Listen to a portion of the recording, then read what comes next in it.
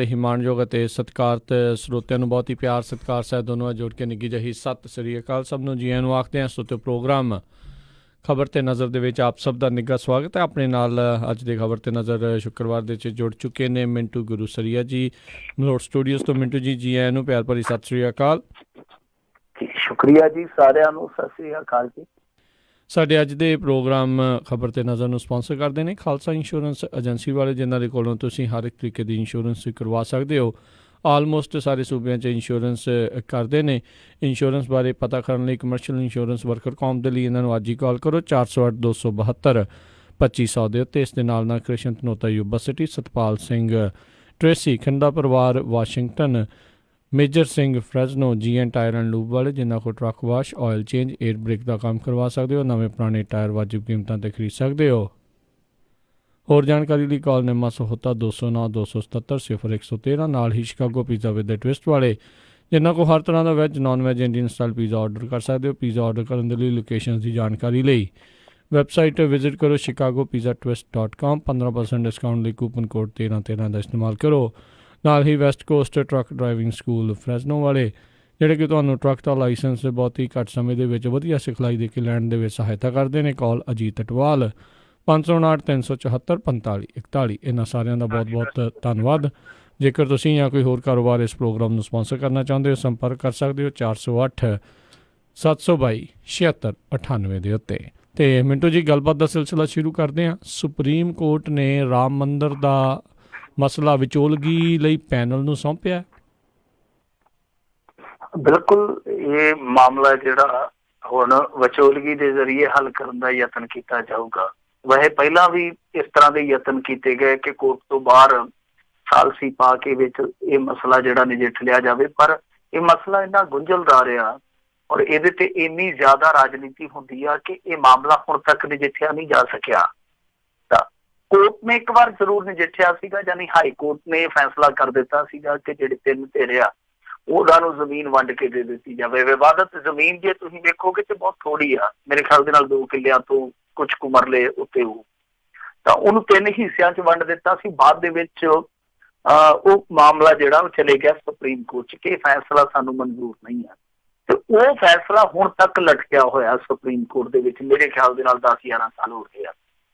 ਤਾਂ ਹੁਣ ਇਹਦੇ ਤੇ ਇਹ ਸੁਣਵਾਈ ਹੋਈ, ਤਾਂ ਸੁਣਵਾਈ ਦੇ ਦੌਰਾਨ ਸੁਪਰੀਮ ਕੋਰਟ ਨੇ ਆਖਿਆ ਕਿ ਦੇਖੋ, ਇਹ ਮਾਮਲਾ ਜਿਹੜਾ 2 ਭਾਈਚਾਰਿਆਂ ਦੇ ਦਰਮਿਆਨ ਆ, ਤਾਂ ਕਿਉਂ ਨਾ ਇਹ ਮਾਮਲਾ ਜਿਹੜਾ ਸਾਲਸੀ ਪਾ ਕੇ ਵਿੱਚ ਨਜਿੱਠਿਆ ਜਾਵੇ, ਯਾਨੀ ਵਿਚੋਲੇ ਪਾ ਲਏ ਜਾਣ ਜਿਹੜੇ ਕਿ ਕੋਈ ਰਜ਼ਾਮੰਦਗੀ ਕਾਇਮ ਕਰ ਸਕਣ।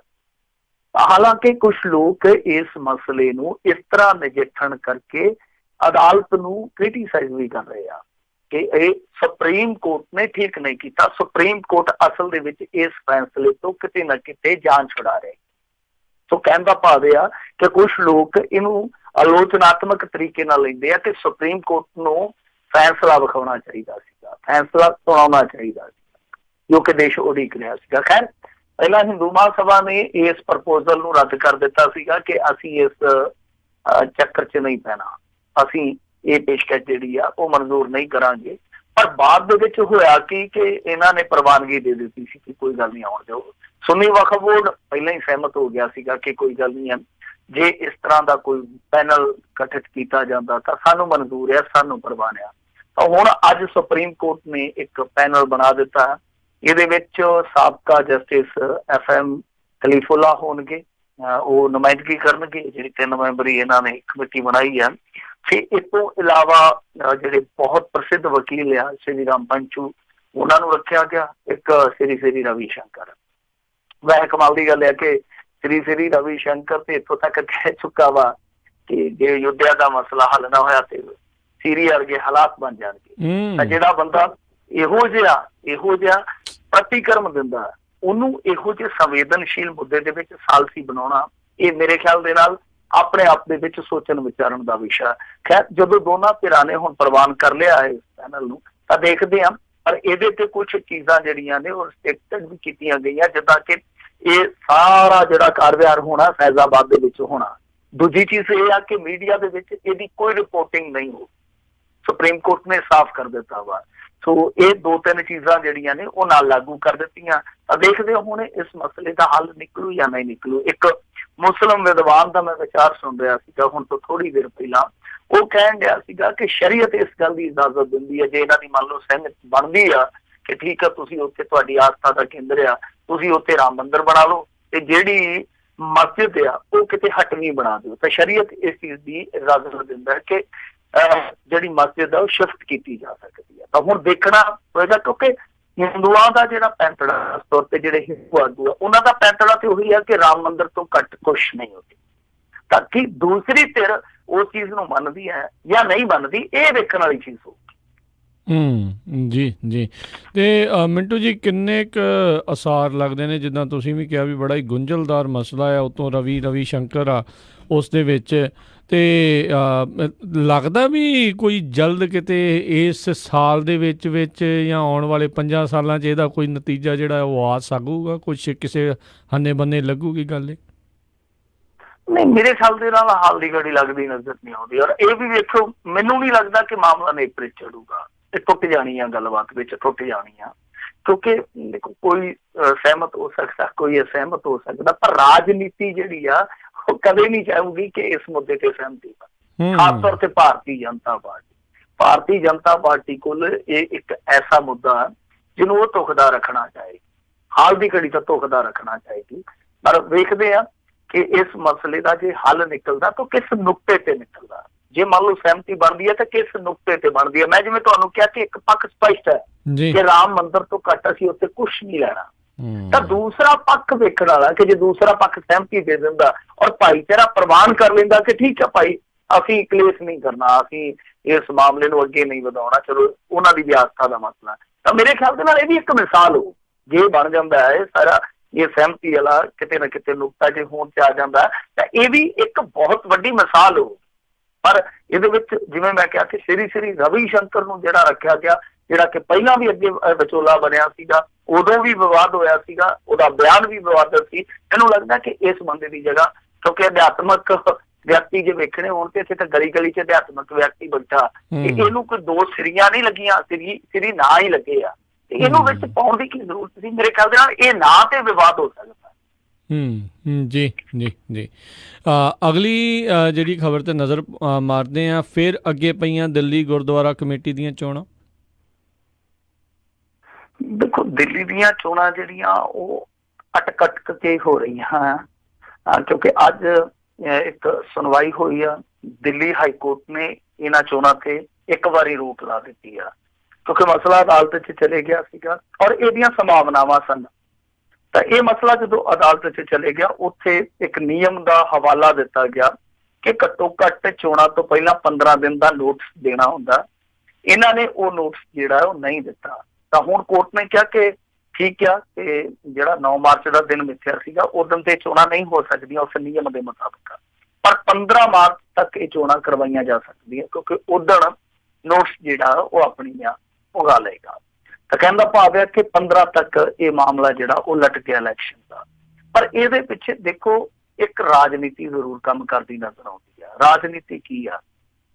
ਸਰ ਨੇ ਉੱਥੇ 2 ਵਾਰੀ ਲਗਾਤਾਰ ਬਹੁਤ ਬੁਰੀ ਤਰ੍ਹਾਂ ਹਾਰ ਚੁੱਕੇ ਆ, ਹਾਰ ਖਾ ਕੇ ਉਹ ਬਹੁਤ ਟਪੇ ਹੋਏ ਆ। ਉੱਥੇ ਉਹਨਾਂ ਦੀ ਜੇ ਸਿੱਧੀ ਲੜਾਈ ਵੇਖੀਏ ਇਸ ਸਮੇਂ ਮਨਜਿੰਦਰ ਸਿੰਘ ਸਿਰਸੇ ਦੇ ਨਾਲ। ਹੁਣ ਦੂਸਰੇ ਪਾਸੇ ਇੱਕ ਹੋਰ ਸ਼ਖਸ ਆ ਜਿਹੜਾ ਸਿਰਸੇ ਤੋਂ ਪੀੜਤ ਆ, ਉਹ ਆ ਜੀਕੇ ਦੀ ਆਪਣੀ ਉੱਥੇ ਇੱਕ ਲੌਬੀ ਆ, ਇਹਨਾਂ ਦੀ ਸਰਨਿਆਂ ਦੀ ਆਪਣੀ ਲੌਬੀ ਹੈ। ਤਾਂ ਇਹ ਦੋਨੇ ਕਿਤੇ ਨਾ ਕਿਤੇ ਪਰਦੇ ਦੇ ਪਿੱਛੇ ਰਲ ਕੇ, ਇੱਕ ਮੈਂ ਨਹੀਂ ਕਹਿੰਦਾ ਕਿ ਰਲੇ ਹੀ ਹੋਣਗੇ, ਪਰ ਇਸ ਚੀਜ਼ ਤੇ ਕਿਤੇ ਨਾ ਕਿਤੇ ਸਾਂਝੇ ਰੂਪ ਦੇ ਵਿੱਚ ਧਾਰਨਾ ਬਣਾ ਕੇ ਚੱਲਦੇ ਆ ਕਿ ਮਨਜਿੰਦਰ ਸਿੰਘ ਸਰਸਾ ਜਿਹੜਾ ਕਿ ਪੱਕਾ ਆਉਣ ਵਾਲੇ ਸਮੇਂ ਦੇ ਵਿੱਚ ਇੱਥੇ ਸਾਰਾ ਕਰਤਾ ਧਰਤਾ ਬਣੂਗਾ, ਜਿਹਦੇ ਵਿੱਚ ਭਾਰਤੀ ਜਨਤਾ ਪਾਰਟੀ ਫਿਰ ਮਜ਼ਬੂਤ ਹੋਊਗੀ ਔਰ ਭਾਰਤੀ ਜਨਤਾ ਪਾਰਟੀ ਉਹਨੂੰ ਸਪੋਰਟ ਵੀ ਕਰੂਗੀ, ਕਿਉਂਕਿ ਉਹ MLA ਆ। ਤਾਂ ਕਹਿੰਦਾ ਭਾਵ ਹੈ ਕਿ ਰਸਤਾ ਰੋਕਣ ਦਾ ਯਤਨ ਕੀਤਾ ਜਾ ਰਿਹਾ ਮਨਜਿੰਦਰ ਸਿੰਘ ਸਿਰਸਾ ਦਾ ਕਿ ਕਿਸੇ ਤਰੀਕੇ ਨਾਲ ਅੜਿੱਕੇ ਉਡਾਏ ਜਾਣ। ਹੁਣ ਮਨਜਿੰਦਰ ਸਿੰਘ ਸਿਰਸਾ ਇਹਨਾਂ ਚੀਜ਼ਾਂ ਤੋਂ ਕਿਵੇਂ ਪਾਰ ਪਾਉਂਦਾ ਹੈ, ਵੇਖਣ ਵਾਲੀ ਗੱਲ ਹੋਊਗੀ। ਤਾਂ ਸਪਸ਼ਟ ਰੂਪ ਦੇ ਵਿੱਚ ਇਹ ਇੱਕ ਬਹੁਤ ਸਪਸ਼ਟ ਸੰਕੇਤ ਹੈ, ਸੰਕੇਤ ਹੀ ਨਹੀਂ, ਇੱਕ ਤੱਥ ਆ ਕਿ ਮਨਜਿੰਦਰ ਸਿੰਘ ਸਿਰਸਾ ਦਾ ਜੇ ਰਸਤਾ ਰੋਕਿਆ ਜਾ ਰਿਹਾ, ਉਹਦੇ ਵਿੱਚ ਸਰਨਾ ਐਂਡ ਪਾਰਟੀ ਉਹ ਤੇ ਹੈ ਹੀ ਹੈ, ਲੱਗਦਾ ਹੀ ਆ। ਮਨਜੀਤ ਸਿੰਘ ਜੀਕੇ ਦਾ ਜਿਹੜਾ ਇੱਕ ਧੜਾ, ਉਹ ਵੀ ਕਿਤੇ ਨਾ ਕਿਤੇ ਇਸ ਚੀਜ਼ ਦੇ ਵਿੱਚ ਰਾਜੀ ਨਹੀਂ ਹੈ ਕਿ ਮਨਜਿੰਦਰ ਸਿੰਘ ਸਿਰਸਾ ਬਾਜੀ ਮਾਰ ਜਾਵੇ। ਉਹ ਮਾਮਲਾ ਅਟਕਾਇਆ ਜਾ ਰਿਹਾ, ਸ਼ਾਇਦ ਇਸ ਕਰਕੇ ਕਿ ਇਹ ਮਾਮਲਾ ਜਦੋਂ ਤੱਕ ਦੁਬਾਰਾ ਪ੍ਰਕਿਰਿਆ ਅਧੀਨ ਆਊਗਾ ਉਦੋਂ ਤੱਕ ਸ਼ਾਇਦ ਵੱਡੀਆਂ ਚੋਣਾਂ ਦਾ ਐਲਾਨ ਹੋ ਜਾਊਗਾ। ਤਾਂ ਬਹੁਤ ਸਾਰੀਆਂ ਚੀਜ਼ਾਂ ਜਿਹੜੀਆਂ ਯਕਦਮ ਬਦਲ ਜਾਣ। ਹੁਣ ਦੇਖਣਾ ਇਹ ਹੋਊਗਾ ਕਿ ਇਹ ਜਿਹੜੀਆਂ ਸੋਚੀਆਂ ਜਾ ਰਹੀਆਂ, ਗੁੰਦੀਆਂ ਜਾ ਰਹੀਆਂ, ਵਿਅੰਤਾਂ ਘੜੀਆਂ ਜਾ ਰਹੀਆਂ, ਇਹਨਾਂ ਨੂੰ ਬੂਟ ਪੈਂਦਾ ਜਾਂ ਨਹੀਂ, ਜਾਂ ਫਿਰ ਮਨਜਿੰਦਰ ਸਿੰਘ ਸਿਰਸਾ ਜਿਹੜਾ ਉਹ ਸਭ ਕੁਛ ਲੈ ਜਾਊਗਾ ਸਾਰਿਆਂ ਨੂੰ ਦਾਅ ਤੇ ਲਾ ਕੇ, ਸਾਰਿਆਂ ਨੂੰ ਤਾਕ ਤੇ ਲਾ ਕੇ। ਜੀ ਜੀ। ਅਗਲੀ ਖਬਰ ਦੇਖਦੇ ਹਾਂ। ਪੰਜਾਬ ਦੇ ਲੋਕ ਸਭਾ ਉਮੀਦਵਾਰ ਅਗਲੇ ਹਫ਼ਤੇ ਐਲਾਨੇਗੀ ਕਾਂਗਰਸ ਵਿਰੋਧੀਆਂ ਦੇ ਖੰਭ ਕੁਤਰਨ ਦੀ ਚੇਤਾਵਨੀ। ਦੇਖੋ, ਇਹ ਜਿਹੜਾ ਅੱਜ ਇਹਨਾਂ ਨੇ ਪਠਾਨਕੋਟ ਦੇ ਵਿੱਚ ਬਿਆਨ ਦਿੱਤਾ, ਉਹ ਆਪਣੇ ਆਪ ਦੇ ਵਿੱਚ ਹੈਰਾਨ ਕਰਦਾ, ਕਿਉਂਕਿ ਇਹਨਾਂ ਨੇ ਵਿਰੋਧੀਆਂ ਦੇ ਖੰਭ ਕੁਤਰਨ ਦੀ ਜਿਹੜੀ ਚੇਤਾਵਨੀ ਦਿੱਤੀ ਉਹ ਆਪਣਿਆਂ ਨੂੰ ਦਿੱਤੀ ਆ। ਉੱਥੇ ਆਏ ਸੀਗੇ, ਇਹ ਡੈਮ ਦਾ ਇੱਕ ਪ੍ਰੋਜੈਕਟ ਹੈ, ਤੁਹਾਨੂੰ ਪਤਾ ਸ਼ਾਹਪੁਰ ਕੰਢੀ ਪ੍ਰੋਜੈਕਟ ਬਹੁਤ ਲੰਮੇਰੇ ਸਮੇਂ ਤੋਂ ਚੱਲਦਾ ਪਿਆ। ਹੁਣ ਇਹਨਾਂ ਨੇ ਦੁਬਾਰਾ ਫੇਰ ਉੱਥੇ ਇੱਕ ਸਿਆਸੀ ਪ੍ਰਪੰਚ ਜਿਹਾ ਰਚਿਆ, ਔਰ ਸਿਆਸਤਦਾਨਾਂ ਦਾ ਕੰਮ ਹੁੰਦਾ। ਤਾਂ ਉਸ ਦੌਰਾਨ ਇਹ ਬੋਲੇ, ਉੱਥੇ ਕੈਪਟਨ ਅਮਰਿੰਦਰ ਸਿੰਘ ਵੀ ਸੀਗਾ, ਸੁਨੀਲ ਜਾਖੜ ਵੀ ਸੀਗਾ। ਤਾਂ ਇਹਨਾਂ ਨੇ ਜਿਹੜੀ ਗੱਲ ਕਹੀ ਆ ਉਹ ਇਹ ਆਖੀ ਆ ਕਿ ਜੇ ਕਿਸੇ ਨੇ ਇੱਥੇ ਸੁਨੀਲ ਜਾਖੜ ਦੀ ਵਿਰੋਧਤਾ ਕੀਤੀ ਉਹਨੂੰ ਪਾਰਟੀ ਚੋਂ ਐਕਸਪੈਲ ਕਰ ਦਿੱਤਾ ਜਾਊਗਾ, ਔਰ ਨਾਲ ਹੀ ਕਿਹਾ ਕਿ ਵਿਰੋਧੀਆਂ ਨਾਲ ਸਖਤੀ ਵਰਤੀ ਜਾਊਗੀ। ਸਾਫ਼ ਤੌਰ ਤੇ ਕੈਪਟਨ ਅਮਰਿੰਦਰ ਸਿੰਘ ਨੇ ਸੰਕੇਤ ਦੇ ਦਿੱਤਾ, ਸੰਦੇਸ਼ ਦੇ ਦਿੱਤਾ ਕਿ ਭਾਈ ਜੇ ਕੋਈ ਬਗਾਵਤ ਕਰੂਗਾ ਤੇ ਫਿਰ ਆਪਣਾ ਪੜ੍ਹਿਆ ਵਿਚਾਰ ਲਵੇ। ਸੋ ਇਹ ਹੁਣ ਇੱਕ ਸਿੱਧਾ ਸੰਕੇਤ ਆ। ਤਾਂ ਕੀ ਇਹ ਸੰਕੇਤ ਆ ਜਿਹੜਾ ਫਿਰੋਜ਼ਪੁਰ ਦੇ ਵਿੱਚ ਵੀ ਲਾਗੂ ਹੋਊਗਾ? ਕਿਉਂਕਿ ਫਿਰੋਜ਼ਪੁਰ ਦੇ ਵਿੱਚੋਂ ਟਪੂਸੀ ਮਾਰ ਕੇ ਸ਼ੇਰ ਸਿੰਘ ਘਬਾਇਆ ਆ ਗਿਆ, ਟਿਕਟ ਦਾ ਸੌਦਾ ਮਾਰ ਕੇ, ਪਰ ਉੱਥੇ ਇਹਨਾਂ ਦੇ 2 ਸਾਬਕਾ ਮੰਤਰੀ, ਇੱਕ ਇਹਨਾਂ ਦਾ ਇੰਟੈਲੈਕਚੁਅਲ ਵਿੰਗ ਦਾ ਬੰਦਾ ਜਿਹੜਾ ਮੁਖੀ ਆ ਉਹ ਅੜਿਆ ਪਿਆ। 3 ਜਣੇ ਜਿਹੜੇ ਉਹ ਖੁੱਲੇ ਰੂਪ ਦੇ ਵਿੱਚ ਬਗਾਵਤ ਕਰੀ ਵੀ ਬੈਠੇ ਆ। ਕੀ ਉਹਨਾਂ ਨੂੰ ਪਾਰਟੀ ਚੋਂ ਕੱਢਣਗੇ? ਤਾਂ ਇਹ ਬਹੁਤ ਥਾਵਾਂ ਤੇ ਹੋ ਰਿਹਾ। ਜਿੱਦਾਂ ਤੁਸੀਂ ਅੱਜ ਵੇਖੋ ਕਿ ਔਰਤ ਦਿਹਾੜਾ ਸੀ, ਬੀਬੀਆਂ ਦਾ ਦਿਹਾੜਾ ਸੀਗਾ। ਨਵਜੋਤ ਕੌਰ ਸਿੱਧੂ ਨੇ ਇੱਕ ਚੰਡੀਗੜ੍ਹ ਦੇ ਵਿੱਚ ਪ੍ਰੋਗਰਾਮ ਰੱਖਿਆ ਸੀਗਾ ਕਾਂਗਰਸ ਭਵਨ ਦੇ ਵਿੱਚ, ਤੇ ਉੱਥੋਂ ਦੇ ਜਿਹੜੇ ਕਾਂਗਰਸੀ ਸੀ, ਖਾਸ ਤੌਰ ਤੇ ਪਵਨ ਕੁਮਾਰ ਬਾਂਸਲ ਦਾ ਗਰੁੱਪ, ਉਹਨਾਂ ਨੇ ਉੱਥੇ ਤਾਲਾ ਲਾ ਕੇ ਚਾਬੀ ਜਿਹੜੀ ਆ ਉਹ ਪਤਾ ਨਹੀਂ ਕਿੱਥੇ ਸੁੱਟ ਦਿੱਤੀ। ਜਿਵੇਂ ਕਬੱਡੀ ਵਾਲੇ ਕਮੈਂਟੇਟਰ ਨਹੀਂ ਕਹਿੰਦੇ ਜਦੋਂ ਕੋਈ ਗੁੱਟ ਫੜ ਲੈਂਦਾ, ਇਹ ਤੇ ਅਲੀਪੁਰ ਵਾਲਾ ਤਾਲਾ ਲੱਗ ਗਿਆ, ਚਾਬੀ ਇਹਦੀ ਗਵਾਚ ਗਈ ਆ। ਉਹ ਚਾਬੀ ਪਤਾ ਨਹੀਂ ਕਿੱਥੇ ਗਵਾਚ ਗਈ। ਉਹ ਬੀਬੀ ਨਵਜੋਤ ਕੌਰ ਸਿੱਧੂ ਦੇ ਨਾਲ ਜਿਹੜੀਆਂ ਬੀਬੀਆਂ ਆਈਆਂ ਸੀ ਉਹ ਗੇਟ ਚੋਂ ਬਹਿ ਬੂ ਕੇ ਮੁੜ ਗਈਆਂ। ਉੱਥੇ ਕਿਸੇ ਨੇ ਗੇਟ ਹੀ ਨਹੀਂ ਖੋਲਿਆ। ਤੁਸੀਂ ਆਪ ਹੀ ਅੰਦਾਜ਼ਾ ਲਾ ਲਓ ਕਿ ਹਰੇਕ ਥਾਂ ਤੇ ਪਾਰਟੀ ਦੀਆਂ ਟਿਕਟਾਂ ਨੂੰ ਲੈ ਕੇ ਇੱਕ ਝਗੜਾ ਝੇੜਾ ਤੇ ਸ਼ੁਰੂ ਵੀ ਹੋ ਚੁੱਕਾ। ਔਰ ਇਹ ਚੀਜ਼ ਠੀਕ ਆ ਕਿ ਜਿੱਦਾਂ ਇਹਨਾਂ ਨੇ ਚੇਤਾ ਦਿੱਤਾ, ਜੇ ਚੇਤਾਵਨੀ ਦੇ ਦਿੱਤੀ ਹੈ, ਕਿਤੇ ਨਾ ਕਿਤੇ ਕੰਮ ਕਰਦੀ ਆ। ਕਿਉਂਕਿ ਜਦੋਂ ਤੁਹਾਡੀ ਪਾਰਟੀ ਸੱਤਾਧਾਰੀ ਹੁੰਦੀ ਆ ਉਦੋਂ ਇੱਕ ਡਰ ਹੁੰਦਾ ਕਿ ਜੇ ਅਸੀਂ ਖੁੱਲੇ ਰੂਪ ਦੇ ਵਿੱਚ ਬਾਗੀ ਹੋਏ ਬਗਾਵਤ ਕੀਤੀ ਤੇ ਅਦਾਵਤ ਬਣ ਜਾਣੀ। ਅਦਾਵਤ ਤੋਂ ਭਾਵ ਹੁੰਦਾ ਦੁਸ਼ਮਣੀ, ਤੇ ਦੁਸ਼ਮਣੀ ਜਿਹੜੀ ਆ ਉਹ ਸੱਤਾਧਾਰੀਆਂ ਨਾਲ ਮਾੜੀ ਹੁੰਦੀ ਆ। ਇਸ ਕਰਕੇ ਖੁੱਲੇ ਰੂਪ ਦੇ ਵਿੱਚ ਸੱਤਾਧਾਰੀਆਂ ਦੀ ਪਾਰਟੀ ਚੋਂ ਬਗਾਵਤ ਘੱਟ ਵੇਖਣ ਨੂੰ ਮਿਲਦੀ। ਆਪਾਂ ਸੁਖਬੀਰ ਸਿੰਘ ਬਾਦਲ ਦੇ ਨਾਲ ਇਹ ਚੀਜ਼ਾਂ ਵੇਖਦੇ ਰਹੇ ਹਾਂ। ਜਿਵੇਂ ਹੀ ਉਹ ਵਿਰੋਧੀ ਧਿਰ ਦੇ ਵਿੱਚ ਗਿਆ, ਧੜਾ ਬੰਦੇ ਟੁੱਟ ਕੇ, ਧੜਾ ਬੰਦੇ ਰੁੱਸ ਕੇ ਉਹਦੇ ਨਾਲ ਉਹ ਚਲੇ ਗਏ। ਤਾਂ ਜਦੋਂ ਉਹ ਸੱਤਾ ਦੇ ਵਿੱਚ ਸੀ, ਠੀਕ ਕਰਦਾ ਸੀ, ਗਲਤ ਕਰਦਾ ਸੀ, ਉਦੋਂ ਸਾਰੇ ਯੈਸਮੈਨ ਬਣੇ ਹੋਏ ਸੀ। ਤਾਂ ਹੁਣ ਇਹੀ ਚੀਜ਼ ਇਹਨਾਂ ਤੇ ਲਾਗੂ ਹੁੰਦੀ ਆ। ਪਰ ਇਹਦੇ ਵਿੱਚ ਇੱਕ ਚੀਜ਼ ਜਿਹੜੀ ਆ ਉਹ ਲੋਹੇ ਤੇ ਲੀਕ ਆ ਕਿ ਠੀਕ ਆ, ਅਦਾਵਤ ਤੋਂ ਡਰਦੇ ਬਗਾਵਤ ਭਾਵੇਂ ਨਾ ਕਰਨ ਇਹਨਾਂ ਦੇ ਰੁੱਸੇ ਹੋਏ ਬੰਦੇ, ਪਰ ਅੰਦਰ ਖਾਤੇ ਵਾਰ ਜ਼ਰੂਰ ਕਰ ਜਾਣਗੇ। ਜਿਨ੍ਹਾਂ ਨੂੰ ਟਿਕਟ ਮਿਲੂਗੀ, ਜਿਹੜੇ ਰਹਿ ਜਾਣਗੇ ਦੂਜਿਆਂ ਨੂੰ ਵਾਰ ਜ਼ਰੂਰ ਕਰਨਗੇ। ਜੀ। ਕਾਂਗਰਸ ਦੀ ਜੇ ਮਿੰਟੂ ਜੀ ਗੱਲ ਕਰਦੇ ਜਾਈਏ ਤੇ ਹੁਣ ਜਦੋਂ ਰਾਹੁਲ ਆਇਆ ਸੀ ਪਿਛਲੇ ਦਿਨੀ, ਤਾਂ ਕਹਿੰਦੇ ਸਿੱਧੂ ਨੂੰ ਤਾਂ ਉੱਥੇ ਜਿਹੜਾ ਉਹ ਬੋਲਣ ਨਹੀਂ ਦਿੱਤਾ ਗਿਆ। ਉਸ ਦੇ ਪਿੱਛੇ ਕੋਈ ਕਾਰਨ ਜਿਹੜੇ ਅਜੇ ਲੱਭੇ ਨੇ? ਉੱਦਾਂ ਬਾਹਰਲੇ ਸੂਬਿਆਂ 'ਚ ਜਾ ਕੇ ਸਿੱਧੂ ਸਭ ਤੋਂ ਜ਼ਿਆਦਾ ਬੋਲਦਾ ਕਾਂਗਰਸ ਲਈ। ਨਹੀਂ, ਦੇਖੋ ਇਹਦੇ ਵਿੱਚ ਇੱਕ ਚੀਜ਼ ਆ ਰਾਜ ਕਰਨਵੀਰ ਸਿੰਘ ਜੀ, ਕਿ ਜੇ ਆਪਾਂ ਬਾਹਰ ਦੀ ਗੱਲ ਕਰੀਏ ਉੱਥੇ ਨਵਜੋਤ ਸਿੱਧੂ ਹੀਰੋ ਆ, ਪਰ ਜੇ ਇੱਥੇ ਪੰਜਾਬ ਦੀ ਗੱਲ ਕਰੀਏ ਇੱਥੇ ਕੈਪਟਨ ਅਮਰਿੰਦਰ ਸਿੰਘ ਹੀ ਹਾਲ ਦੀ ਘੜੀ ਕਾਂਗਰਸ ਦਾ ਹੀਰੋ ਆ। ਕਾਂਗਰਸ ਨੂੰ ਪਤਾ ਕਿ ਪੰਜਾਬ ਦੇ ਵਿੱਚੋਂ ਅਸੀਂ ਇੱਕ ਬਹੁਤ ਵੱਡੀ ਜਿੱਤ ਹਾਸਲ ਕਰ ਸਕਦੇ ਹਾਂ। ਤਾਂ 13 ਚੋਂ 13 ਕੱਢਣ ਦਾ ਇਹ ਸੁਨਹਿਰੀ ਮੌਕਾ। ਪਰ ਉਹ 13 ਜੇ ਅਸੀਂ ਅੰਕੜਾ ਛੂਣਾ ਤਾਂ ਕੈਪਟਨ ਅਮਰਿੰਦਰ ਸਿੰਘ ਦੇ ਸਾਰੇ ਛੂਣਾ। ਤੇ ਕੈਪਟਨ ਅਮਰਿੰਦਰ ਸਿੰਘ ਦੀ ਸਭ ਤੋਂ ਵੱਡੀ ਤਾਕਤ ਹੈਗੀ ਆ ਸ਼ਹਿਰੀ ਵੋਟ ਜਾਂ ਹਿੰਦੂ ਵੋਟ। ਇਹ ਵੀ ਇੱਕ ਚੀਜ਼ ਮੰਨ ਕੇ ਚਲੋ ਤੁਸੀਂ।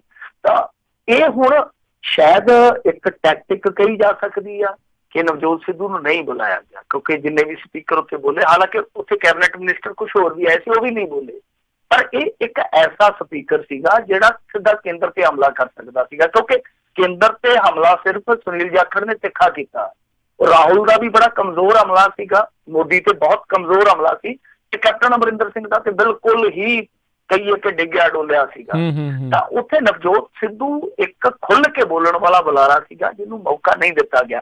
ਹੁਣ ਜਾਂ ਤੇ ਉਸ ਵੋਟ ਨੂੰ ਨਿਗਾਹ ਦੇ ਵਿੱਚ ਰੱਖਿਆ ਗਿਆ, ਦ੍ਰਿਸ਼ਟੀਗੋਚਰ ਰੱਖਿਆ ਗਿਆ, ਜਿਹੜੀ ਵੋਟ ਦੀ ਮੈਂ ਤੁਹਾਨੂੰ ਗੱਲ ਕੀਤੀ ਆ, ਜਾਂ ਫਿਰ ਇੱਥੇ ਇਹ ਆਪਾਂ ਕਹਿ ਲਈਏ ਕੈਪਟਨ ਅਮਰਿੰਦਰ ਸਿੰਘ ਹੈ ਜਿਹੜਾ ਉਹ ਜਿੱਤ ਗਿਆ।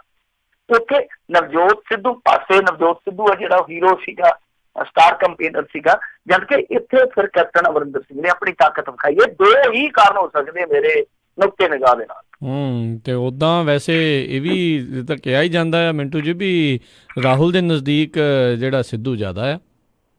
ਨਹੀਂ, ਪਰ ਦੇਖੋ ਉਹਨਾਂ ਨੇ ਇੱਥੇ ਵੀ ਤੇ ਪੰਜਾਬ ਵੀ ਤੇ ਵੇਖਣਾ ਨਾ, ਰਾਜ ਕਰਮਜੀਤ ਸਿੰਘ ਦੀ ਨੇੜੇ ਦੂਰ ਦੀ ਗੱਲ ਨਹੀਂ ਹੈ, ਹਾਲਾਤ ਵੀ ਤਾਂ ਵੇਖਣੇ ਆ ਨਾ। ਕਿ ਕੈਪਟਨ ਅਮਰਿੰਦਰ ਸਿੰਘ ਤੁਹਾਨੂੰ ਪਤਾ ਹੀ ਆ ਕਿ ਜਿਸ ਤਰੀਕੇ ਨਾਲ ਚੱਲਦਾ ਪਿਆ, ਉਹਦਾ ਤੇ ਅੱਗੇ ਸ਼ੱਕ ਕੀਤਾ ਜਾਂਦਾ ਕਿ ਪਤਾ ਹੀ ਨਹੀਂ ਲੱਗਦਾ ਕਿ ਕੇਂਦਰ ਦੇ ਵਿੱਚ ਕਾਂਗਰਸ ਚੱਲਦੀ ਪਈ ਹੈ ਜਾਂ ਇੱਥੇ ਪੰਜਾਬ ਦੇ ਵਿੱਚ ਭਾਰਤੀ ਜਨਤਾ ਪਾਰਟੀ ਚੱਲਦੀ ਪਈ ਹੈ। ਤਾਂ ਉਹ ਇੱਕ ਚੀਜ਼ ਜਿਹੜੀ ਆ ਉਹ ਕਿਤੇ ਨਾ ਕਿਤੇ ਉਹ ਥੋੜਾ ਜਿਹਾ ਉੱਚਾ ਕਰ ਜਾਂਦੀ ਹੈ ਕੈਪਟਨ ਅਮਰਿੰਦਰ ਸਿੰਘ ਨੂੰ ਪੰਜਾਬ ਦੇ ਵਿੱਚ। ਹਾਲ ਦੀ ਘੜੀ ਜੇ ਇੱਥੇ ਬੇੜਾ ਪਾਰ ਲੱਗਣਾ ਤੇ ਕੈਪਟਨ ਅਮਰਿੰਦਰ ਸਿੰਘ ਹੀ ਮਲਾਹਗਿਰੀ ਕਰੂਗਾ। ਤਾਂ ਇਸ ਕਰਕੇ ਸ਼ਾਇਦ ਕੈਪਟਨ ਅਮਰਿੰਦਰ ਸਿੰਘ ਦੀ ਜਾਂ ਤੇ ਸ਼ਰਤ ਮੰਨ ਲਈ ਗਈ ਆ ਤੇ ਜਾਂ ਫਿਰ ਸਰਬਸੰਮਤੀ ਬਣ ਗਈ ਆ ਕਿ ਆਪਾਂ ਦੇਖੋ ਸ਼ਹਿਰੀ ਵੋਟ ਹੋਰ ਨਾਰਾਜ਼ ਨਹੀਂ ਕਰਨੀ, ਕਿਉਂਕਿ ਜੋ ਮਰਜ਼ੀ ਆ ਨਵਜੋਤ ਸਿੱਧੂ ਨੇ ਜਿਸ ਤਰ੍ਹਾਂ ਦੇ ਬਿਆਨ ਦਿੱਤੇ ਆ, ਇੱਕ ਤਬਕਾ ਤੇ ਉਹਦੇ ਨਾਲ ਖੁਸ਼ ਆ, ਪਰ ਬਹੁਤ ਵੱਡਾ ਤਬਕਾ ਨਾਖੁਸ਼ ਵੀ ਆ। ਜੀ ਜੀ ਬਿਲਕੁਲ। ਅਗਲੀ ਜਿਹੜੀ ਆਪਾਂ ਗੱਲ ਕਰਦੇ ਹਾਂ, ਕਹਿੰਦੇ ਮਿਸ਼ਨ 2019 ਲਈ ਸੁਖਬੀਰ ਬਾਦਲ ਦਾ ਟਕਸਾਲੀ ਦਾ ਮੈਦਾਨ 'ਚ ਕਹਿੰਦੇ ਡਟਣਗੀਆਂ ਵੱਡੀਆਂ ਤੋਪਾਂ। ਦੇਖੋ ਤੋਪਾਂ ਜਿਹੜੀਆਂ ਨੇ ਇਹ ਮੈਨੂੰ ਲੱਗਦਾ ਕਿ ਜੰਗਾਲ ਜਮੂਰ ਤੋਂ ਸਾਫ਼ ਕਰ ਲੈਣੀਆਂ ਚਾਹੀਦੀਆਂ, ਕਿਉਂਕਿ ਹੁਣ ਚੱਲਣੀਆਂ ਬਹੁਤ ਜ਼ਰੂਰੀ ਆ। ਕਿਉਂਕਿ ਹੁਣ ਜਿਹੜਾ ਅਕਾਲੀ ਦਲ ਦਾ ਜੰਗ ਹੋਣਾ ਹੈ ਨਾ, ਇਹਨੂੰ ਆਪਾਂ ਜੇ ਸਿਆਸੀ ਜੰਗ ਕਹੀਏ, ਇਹ ਇੱਕ ਫੈਸਲੇ ਵਾਲਾ ਜੰਗ ਹੋਣਾ, ਫੈਸਲਾ ਕੁੰਨ ਜੰਗ ਹੋਏਗਾ। ਤਾਂ ਮੇਰੇ ਖਿਆਲ ਦੇ ਨਾਲ ਸੁਖਬੀਰ ਸਿੰਘ ਬਾਦਲ ਦੇ ਕੈਰੀਅਰ ਦਾ ਸਭ ਤੋਂ ਔਖਾ ਸਿਆਸੀ ਜੰਗ ਹੋਊਗਾ। ਇਹਦੇ ਵਿੱਚ ਜੇ ਇਹਦੀਆਂ ਤੋਪਾਂ ਨੇ ਧੋਖਾ ਦੇ ਦਿੱਤਾ ਤੇ ਬਹੁਤ ਮੰਦੀ ਹੋਊਗੀ। ਖੈਰ ਤੋਪਾਂ ਵੀੜ ਲਈਆਂ ਗਈਆਂ, ਤਕਰੀਬਨ ਸਥਿਤੀਆਂ ਸਾਫ਼ ਹੋ ਗਈਆਂ ਜੇ ਸੰਗਰੂਰ ਤੇ ਪਟਿਆਲੇ ਨੂੰ ਛੱਡਦੇ, ਕਿਉਂਕਿ ਪਟਿਆਲੇ ਦੇ ਵਿੱਚ ਤੇ ਉਹ ਆਪਾਂ ਨੂੰ ਵੀ ਪਤਾ, ਵੈਸੇ ਲੋਕੀ ਕਹਿੰਦੇ ਆ ਕਿ ਇਹ ਮਿਲ ਕੇ ਵੀ ਕਈ ਵਾਰ ਮੈਚ ਲਾ ਲੈਂਦੇ ਆ, ਉਹ ਵੀ ਇੱਕ ਧਾਰਨਾ ਜਿਹੜੀ ਆ ਉਹ ਲੋਕਾਂ ਦੇ ਮਨਾਂ ਦੇ ਵਿੱਚ ਰਹਿੰਦੀ ਆ ਇੱਥੇ।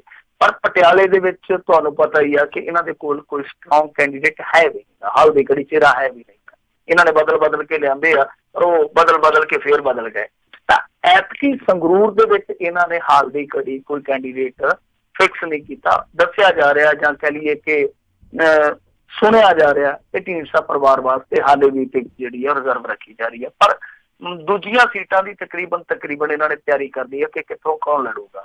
ਤਾਂ 2 ਸੀਟਾਂ ਜਿੱਦਾਂ ਸ੍ਰੀ ਅਨੰਦਪੁਰ ਸਾਹਿਬ ਆ, ਉੱਥੋਂ ਪ੍ਰੇਮ ਸਿੰਘ ਚੰਦੂ ਮਾਜਰਾ ਨੂੰ ਦੱਸਦੇ ਆ ਕਿ ਲੜਾਉਣਾ ਇਹਨਾਂ ਦਾ ਤੈਅ ਆ। ਬਠਿੰਡਾ ਜਿਹੜੀ ਕਿ ਹੌਟ ਸੀਟ ਆ ਪੂਰੇ ਪੰਜਾਬ ਦੀ, ਉੱਥੋਂ ਬੀਬਾ ਹਰਸਿਮਰਤ ਕੌਰ ਬਾਦਲ ਹੀ ਮੈਦਾਨ 'ਚ ਉਤਰ ਸਕਦੀ ਹੈ। ਹਾਲਾਂਕਿ ਕਿਆਫੇ ਹੈ, ਮੈਂ ਪੁਸ਼ਟੀ ਨਹੀਂ ਕਰਦਾ, ਜੋ ਚਰਚਾ ਚੱਲਣ ਡਈ ਹੈ ਇਸ ਵੇਲੇ। ਏਦਾਂ ਹੀ ਫਰੀਦਕੋਟ ਤੋਂ ਬੀਬੀ ਪਰਮਜੀਤ ਕੌਰ ਗੁਲਸ਼ਨ ਹੋ ਸਕਦੇ ਆ ਉਮੀਦਵਾਰ, ਲੁਧਿਆਣਾ ਤੋਂ ਸ਼ਰਨਜੀਤ ਸਿੰਘ ਢਿੱਲੋਂ, ਜਲੰਧਰ ਤੋਂ ਲੋਕ ਸਭਾ ਦੇ ਸਾਬਕਾ ਡਿਪਟੀ ਸਪੀਕਰ ਚਰਨਜੀਤ ਸਿੰਘ ਅਟਵਾਲ ਮੇਰੇ ਖਿਆਲ ਦੇ ਨਾਲ ਵਿਧਾਨ ਸਭਾ ਦੇ ਸਨ। ਤਾਂ ਇਹ ਫਤਿਹਗੜ੍ਹ ਸਾਹਿਬ ਤੋਂ ਥੋੜੇ ਦਿਨ ਪਹਿਲਾਂ ਆਰਟੀਓ ਦੇ ਅਹੁਦੇ ਤੋਂ ਅਸਤੀਫਾ ਦੇ ਕੇ ਸਿਆਸਤ ਦੇ ਵਿੱਚ ਜਿਹੜੇ ਕੁੱਦੇ ਆ ਕਰਮ ਸਿੰਘ ਜੀ, ਉਹ ਉਮੀਦਵਾਰ ਹੋ ਸਕਦੇ ਆ ਫਤਿਹਗੜ੍ਹ ਸਾਹਿਬ ਤੋਂ। ਉਹਨਾਂ ਦੀ ਪਤਨੀ ਵਰਿੰਦਰ ਕੌਰ ਲੂਬਾ ਉਹ ਵੀ ਵਿਧਾਇਕਾ ਰਹਿ ਚੁੱਕੇ ਆ। ਤਾਂ ਇਹ ਸਾਰੀ ਤਸਵੀਰ ਜਿਹੜੀ ਆ ਤਕਰੀਬਨ ਸਾਡੇ ਸਾਹਮਣੇ ਆ। ਹੁਣ ਰਹਿ ਗਈ ਫਿਰੋਜ਼ਪੁਰ ਦੀ ਗੱਲ। ਤਾਂ ਫਿਰੋਜ਼ਪੁਰ ਤੋਂ ਇਹਨਾਂ ਦੇ ਜਿਹੜੇ ਰਿਸ਼ਤੇਦਾਰ ਆ ਨਜ਼ਦੀਕੀ ਵੈਟਰਨ ਅਕਾਲੀ ਸਾਬਕਾ ਮੰਤਰੀ ਜਨਮੇਜਾ ਸਿੰਘ ਸੇਖੋਂ, ਇਹਨਾਂ ਦੇ ਨਾਂ ਦੀ ਚਰਚਾ। ਤਾਂ ਹੁਣ ਗੱਲ ਪਹੁੰਚੋਂ ਕਿ ਆ ਜਾਂਦੀ ਹੈ ਖਡੂਰ ਸਾਹਿਬ ਤੇ, ਕਿਉਂਕਿ 2 ਐਸੀਆਂ ਸੀਟਾਂ ਸੀਗੀਆਂ ਜਿੱਥੋਂ ਇਹਨਾਂ ਦੇ ਜਿਹੜੇ ਸਿਟਿੰਗ MP ਸੀਗੇ ਉਹ ਚਲੇ ਗਏ। ਸ਼ੇਰ ਸਿੰਘ ਘੁਬਾਇਆ ਚਲੇ ਗਿਆ, ਫਿਰ ਰਣਜੀਤ ਸਿੰਘ ਬ੍ਰਹਮਪੁਰਾ ਚਲੇ ਗਿਆ।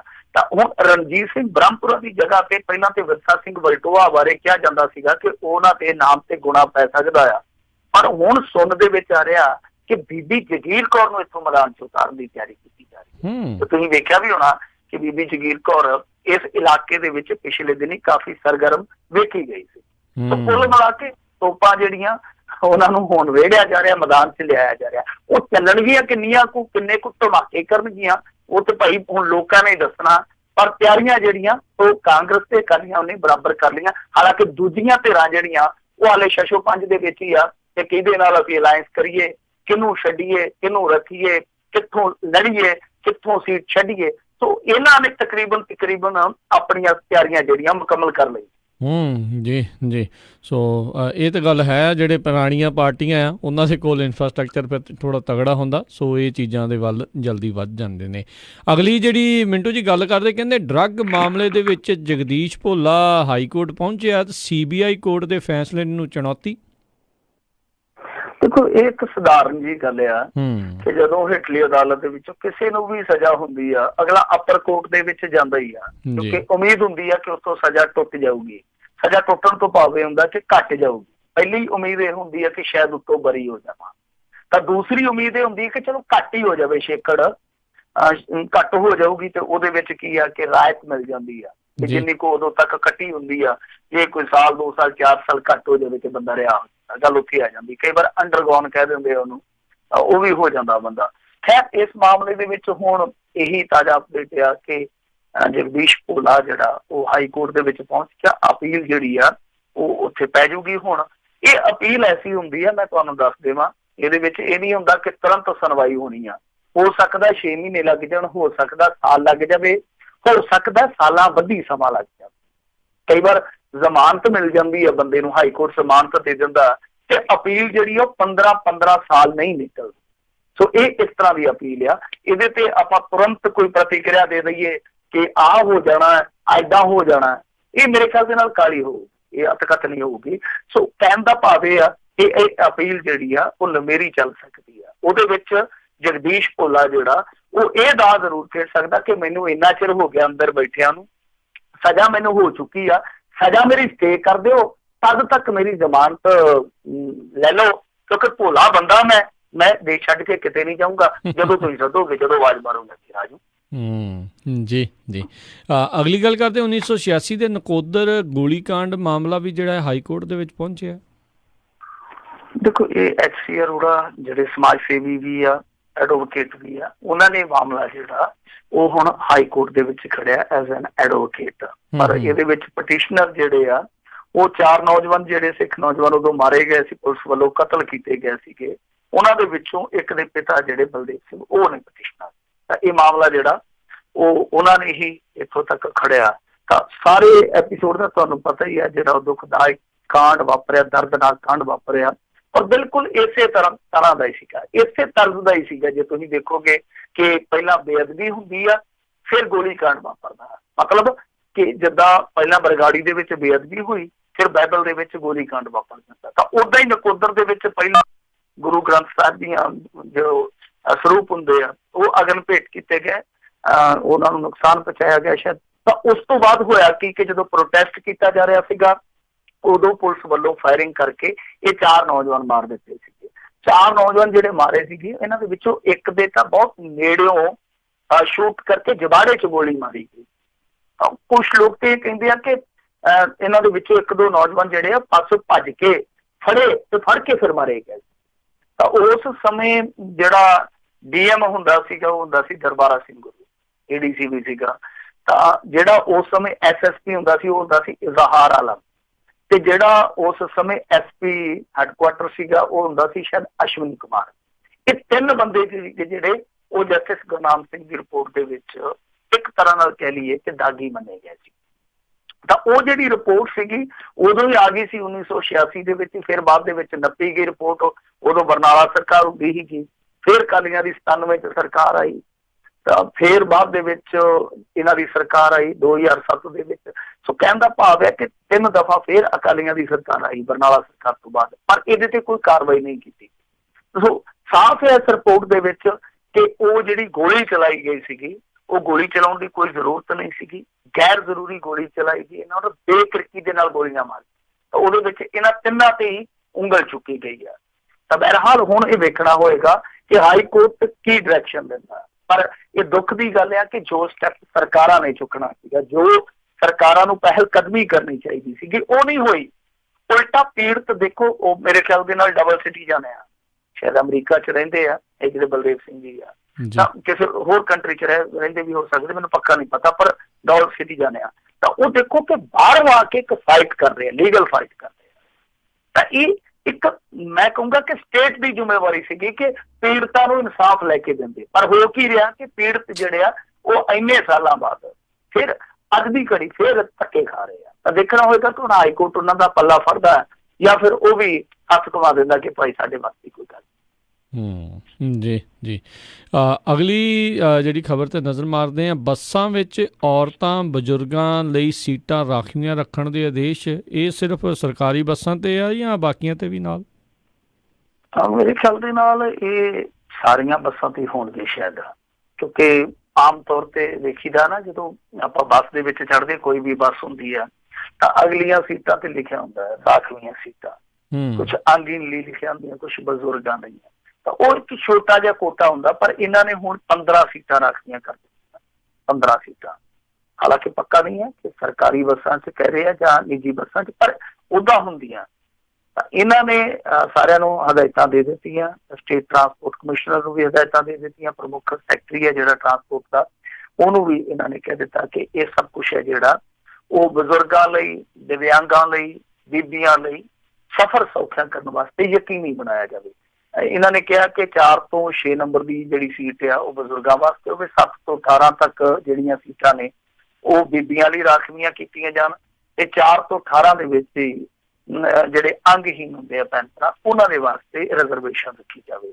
ਤੇ ਇਹ ਮੈਂ ਜਿਵੇਂ ਤੁਹਾਨੂੰ ਅੱਗੇ ਕਿਹਾ, ਅਸੀਂ ਨਿੱਕੇ ਨਿੱਕੇ ਜਦੋਂ ਚੜ੍ਹਦੇ ਹੁੰਦੇ ਸੀ ਨਾ ਬੱਸਾਂ 'ਚ ਰਾਜ ਕਰਨਵੀਰ ਸਿੰਘ ਦੀ, ਉਦੋਂ MLA ਲਈ ਵੀ ਰਾਖਵੀ ਸੀਟ ਹੁੰਦੀ ਸੀ। ਮੈਨੂੰ ਅੱਜ ਵੀ ਚੇਤੇ ਆ, ਜਦੋਂ ਅਸੀਂ ਨਾਨਕਿਆਂ ਨੂੰ ਜਾਂਦੇ ਹੁੰਦੇ ਪਟਿਆਲੇ ਨੂੰ, ਸਰਕਾਰੀ ਬੱਸਾਂ ਜ਼ਿਆਦਾਤਰ ਚੱਲਦੀਆਂ ਹੁੰਦੀਆਂ ਸੀ ਉਸ ਰੂਟ ਤੇ। ਅੱਜ ਕੱਲ੍ਹ ਤੇ ਵੱਡੇ ਘਰਾਂ ਦੀਆਂ ਵੱਡੀਆਂ ਬੱਸਾਂ ਚੱਲਦੀਆਂ ਉਸ ਰੂਟ ਤੇ, ਪਟਿਆਲਾ ਚੰਡੀਗੜ੍ਹ ਨੂੰ।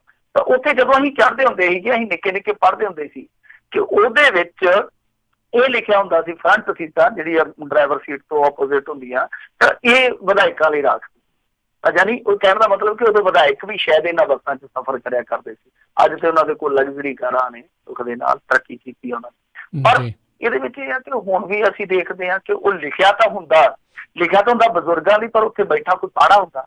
ਹਾਲਾਂਕਿ ਸਾਡੇ ਪੰਜਾਬੀਆਂ ਦੇ ਵਿੱਚ, ਮੁੰਡੇ ਕੁੜੀਆਂ ਦੇ ਵਿੱਚ ਹਾਲੇ ਇੰਨੀ ਕੋਈ ਲਿਆਕਤ ਆ ਕਿ ਜੇ ਕੋਈ ਬਜ਼ੁਰਗ ਜਾਂ ਕੋਈ ਬਹੁਤਾ ਬਿਮਾਰ ਹੋਵੇ ਉਹਦੇ ਲਈ ਸੀਟ ਛੱਡੀ ਜਾਂਦੀ ਆ, ਬੀਬੀਆਂ ਨੂੰ ਵੀ ਬਿਠਾਇਆ ਜਾਂਦਾ। ਇਹ ਪੰਜਾਬੀਆਂ ਦੇ ਵਿੱਚ ਲਿਆਕਤ ਹੈ, ਪਰ ਫਿਰ ਵੀ ਜੋ ਰਿਜ਼ਰਵੇਸ਼ਨ ਦਿੱਤੀ ਜਾਂਦੀ ਹੈ ਕਿਸੇ ਵਰਗ ਵਾਸਤੇ, ਜੋ ਬੱਸ ਸਟਾਫ ਹੁੰਦਾ ਉਹ ਯਕੀਨੀ ਨਹੀਂ ਬਣਾਉਂਦਾ।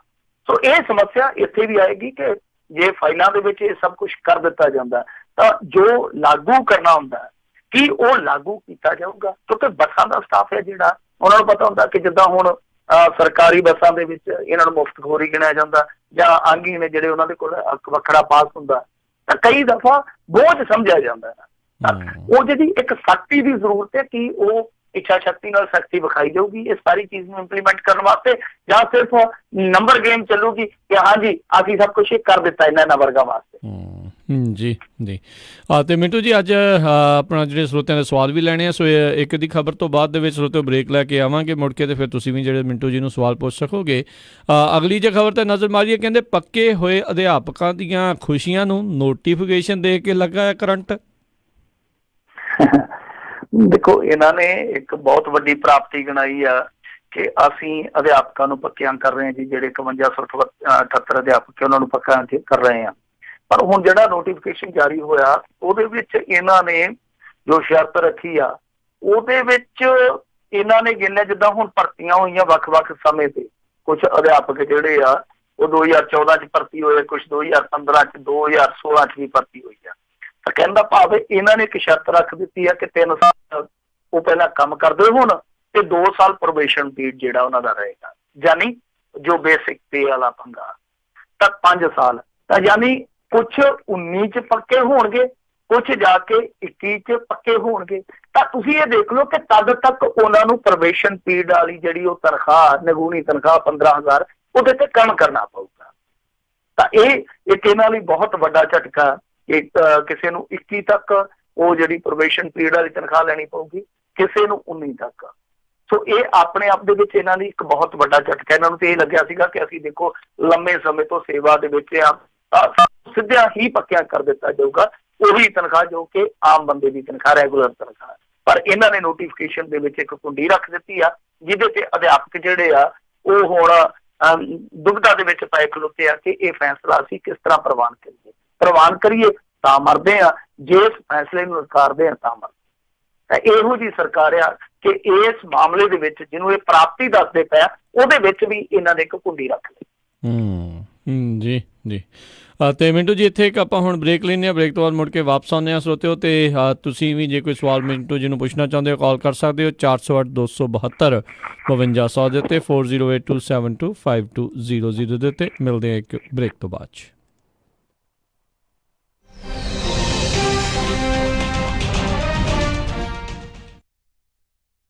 ਲੈਜੈਂਡ ਟਰਾਂਸਪੋਰਟੇਸ਼ਨ ਯੂਬਾ ਸਿਟੀ ਵਾਲਿਆਂ ਨੂੰ ਇਸ ਮੌਕੇ LA ਤੋਂ ਨਦਰਨ ਕੈਲੀਫੋਰਨੀਆ ਦੇ ਲਈ ਡਰਾਈਵਰ ਅਤੇ ਓਨਰ ਆਪਰੇਟਰਸ ਚਾਹੀਦੇ ਹਨ। ਇਹ ਡਰਾਈਵਰਸ ਨੂੰ W2 ਮੈਡੀਕਲ, ਅੱਖਾਂ ਤੇ ਦੰਦਾਂ ਵਾਸਤੇ medical, 401k plan, pension plan ਆਦਿ ਸੁਵਿਧਾਵਾਂ ਦਿੰਦੇ ਹਨ। ਡਰਾਈਵਰ ਮਹੀਨੇ ਦੇ 6 ਤੋਂ $7,000 ਕਮਾ ਸਕਦੇ ਹਨ। ਵੀਕਲੀ ਪੇ ਡਾਇਰੈਕਟ ਡਿਪੋਜ਼ਿਟ ਹੋਵੇਗੀ। 80% ਹੁੱਕ ਐਂਡ ਡ੍ਰੌਪ ਲੋਡ ਹਨ। ਸਟਾਕਟਨ ਤੋਂ ਫੀਨਿਕਸ ਐਰੀਜ਼ੋਨਾ ਦੇ ਡੈਡੀਕੇਟਡ ਲੋਡ ਹਨ। LA ਤੋਂ ਟੈਕਸਸ ਦੇ ਲੋਡਾਂ ਲਈ ਵੀ ਡਰਾਈਵਰ ਦੀ ਜ਼ਰੂਰਤ ਹੈ। ਕਾਲ 530-788-2588 530-788-2588 ਜਾਂ 855-210-2300। Legend transportation Yuba city.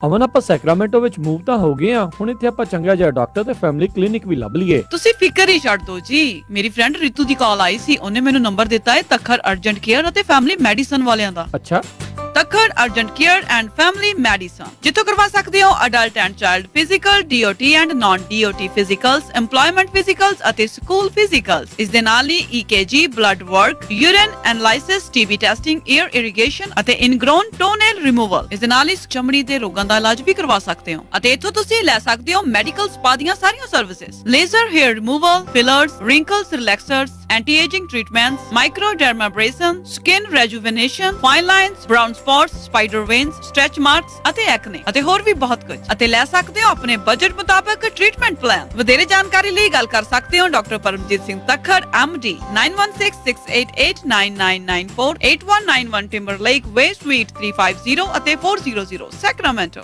ਮੈਂ ਕਹਿੰਨੀ ਆ ਜੀ ਮੁੰਡੇ ਦਾ ਆਪਾਂ ਵਿਆਹ ਤਾਂ ਧਰ ਲਿਆ, ਪਰ ਮੈਨੂੰ ਤਾਂ ਐ ਲੱਗਦਾ ਵੀ ਟੈਨਸ਼ਨਾਂ ਨੂੰ ਹੀ ਘਰ ਕਰ ਲਿਆ। ਹਰ ਕੋਈ ਪੁੱਛਦਾ ਵੀ ਕੋਈ ਹਾਲ ਹੁਲ ਬੁੱਕ ਕਰ ਲਿਆ ਕਿ ਨਹੀਂ ਕਰ ਲਿਆ। ਉਹ ਭਗਵਾਨ ਨੇ ਐਵੇਂ ਨਾ ਜਾ ਘਬਰਾਈ, ਫਲਮਿੰਗੋ ਪੈਲਸ ਵਾਲਿਆਂ ਨੂੰ ਦੇ ਆਇਆ ਸਾਈ ਬਈ 1200 ਤੇ 700 ਦੀ ਕਪੈਸਿਟੀ ਵਾਲੇ ਦੋ ਹਾਲ ਨੇ ਸੈਕਰਾਮੈਂਟੋ ਚ। ਬਲੇਹੋ ਚ ਵੀ 500 ਦੀ ਕਪੈਸਿਟੀ ਵਾਲਾ ਇੱਕ ਹਾਲ ਹੈਗਾ। ਨਾ ਹਾਲ ਚ ਫੁੱਲ ਬੱਤੀਆਂ ਵੀ ਲਾਉਣੇ ਆ ਤੇ ਵਿਆਹ ਦੀ ਭਾਜੀ ਚ ਸ਼ੱਕਰ ਪਾਰੇ ਵੀ ਪਾਉਣੇ ਆ। ਉਹ ਭਗਵਾਨ ਨੇ ਤੂੰ ਦਿਲ ਚ ਜਮਾ ਨਾ ਰੱਖ ਸ਼ੱਕ, ਉਹ ਸਾਰਾ ਕੁਝ ਹੀ ਦਿੰਦੇ ਆ ਚੱਕ। ਜੀ ਹਾਂ, ਫਲੇਮਿੰਗੋ ਪੈਲੇਸ ਵਾਲਿਆਂ ਕੋਲ ਆਪਣਾ ਫੰਕਸ਼ਨ ਬੁੱਕ ਕਰਾਓ ਤੇ ਟੈਨਸ਼ਨ ਫ੍ਰੀ ਹੋ ਕੇ ਪ੍ਰਾਹੁਣਿਆਂ ਵਾਂਗੂ ਆਓ। ਉਹ ਦਿੰਦੇ ਨੇ ਪੂਰੇ ਕੈਲੀਫੋਰਨੀਆ ਚ ਕੇਟਰਿੰਗ ਦੀ ਸਰਵਿਸ, ਡੈਕੋਰੇਸ਼ਨ, DJ, ਫੁੱਲ ਬਾਰ, ਭਾਜੀ ਤੇ ਮਠਿਆਈ ਦਾ ਪ੍ਰਬੰਧ ਵੀ ਕਰਦੇ ਨੇ। ਵਧੇਰੇ ਜਾਣਕਾਰੀ ਲਈ ਕਾਲ ਪੌਲ 5103258433 510-325-8433 9163346000 916 334 6000। ਐਡਵਾਂਸ ਜੈਨੋਮਿਕਸ ਵਾਲੇ ਲੈ ਕੇ ਆਏ ਹਨ ਫ੍ਰੀ ਹੈਲਥ ਸੈਮੀਨਾਰ ਤੁਹਾਡੇ ਆਪਣੇ ਸ਼ਹਿਰਾਂ ਵਿੱਚ। 23 ਮਾਰਚ ਦਿਨ ਸ਼ਨੀਵਾਰ ਸੈਕਰਾਮੈਂਟੋ ਵਿੱਚ ਸ਼ਾਮੀ 5 ਵਜੇ ਤੋਂ 8 ਵਜੇ ਤੱਕ, 24 ਮਾਰਚ ਦਿਨ ਐਤਵਾਰ ਮੋਡੈਸਟੋ ਵਿਖੇ ਸਵੇਰੇ 10 ਵਜੇ ਤੋਂ ਦੁਪਹਿਰੇ 1 ਵਜੇ ਤੱਕ, 24 ਮਾਰਚ ਦਿਨ ਐਤਵਾਰ ਫ੍ਰੀਮਾਉਂਟ ਸ਼ਾਮੀ 5 ਵਜੇ ਤੋਂ ਰਾਤੀ 8 ਵਜੇ ਤੱਕ। ਇਸ ਸੈਮੀਨਾਰ ਵਿੱਚ ਤੁਸੀਂ ਜਾਣ ਸਕਦੇ ਹੋ ਕਿ ਬਿਨਾਂ ਕਸਰਤ ਭਾਰ ਘਟਾਉਣ ਦੇ ਤਰੀਕੇ। ਜੇਕਰ ਤੁਹਾਨੂੰ ਵੀ ਹੈ ਬਲੱਡ ਪ੍ਰੈਸ਼ਰ, ਸ਼ੂਗਰ ਅਤੇ ਗੈਸ ਦੀ ਸਮੱਸਿਆ, ਇਹਨਾਂ ਸੈਮੀਨਾਰਸ ਦਾ ਹਿੱਸਾ ਬਣ ਕੇ ਬਿਮਾਰੀਆਂ ਤੋਂ ਛੁਟਕਾਰਾ ਪਾਓ। ਸਰਜਰੀ ਤੋਂ ਬਿਨਾਂ ਗਾਲ ਬਲੈਡਰ ਅਤੇ ਕਿਡਨੀਆਂ ਦੀਆਂ ਪੱਥਰੀਆਂ ਤੋਂ ਛੁਟਕਾਰਾ ਕਿਵੇਂ ਪਾਇਆ ਜਾ ਸਕਦਾ ਹੈ। ਚਿਹਰੇ ਤੇ ਵਾਲ, ਦਾਗ ਅਤੇ ਝੁਰੜੀਆਂ, ਅੱਖਾਂ ਥੱਲੇ ਸੋਜਸ਼ ਦਾ ਇਲਾਜ ਵੀ ਦੱਸਿਆ ਜਾਵੇਗਾ। ਕੈਂਸਰ, ਅਰਥਰਾਈਟਿਸ, ਅਲਜ਼ਾਈਮਰ, ਦਿਲ, ਲੀਵਰ ਅਤੇ ਕਿਡਨੀਆਂ ਨਾਲ ਸੰਬੰਧਿਤ ਬਿਮਾਰੀਆਂ ਦਾ ਸ਼ੁਰੂ ਹੋਣ ਤੋਂ ਪਹਿਲਾਂ ਹੀ ਇਲਾਜ ਕਰਵਾਓ। ਕਿਸੇ ਵੀ ਕਿਸਮ ਦੇ ਜੋੜਾਂ ਦੇ ਦਰਦ ਦਾ ਵਧੀਆ ਅਤੇ ਜਲਦੀ ਇਲਾਜ ਕੀਤਾ ਜਾਂਦਾ ਹੈ। ਰਜਿਸਟ੍ਰੇਸ਼ਨ ਕਰਾਉਣ ਲਈ ਗੱਲ ਕਰ ਸਕਦੇ ਹੋ 4196990626 4196990626 ਜਾਂ ਫਿਰ WhatsApp ਨੰਬਰ ਤੇ ਗੱਲ ਕਰ ਸਕਦੇ ਹੋ 6045184148 604 518 4148।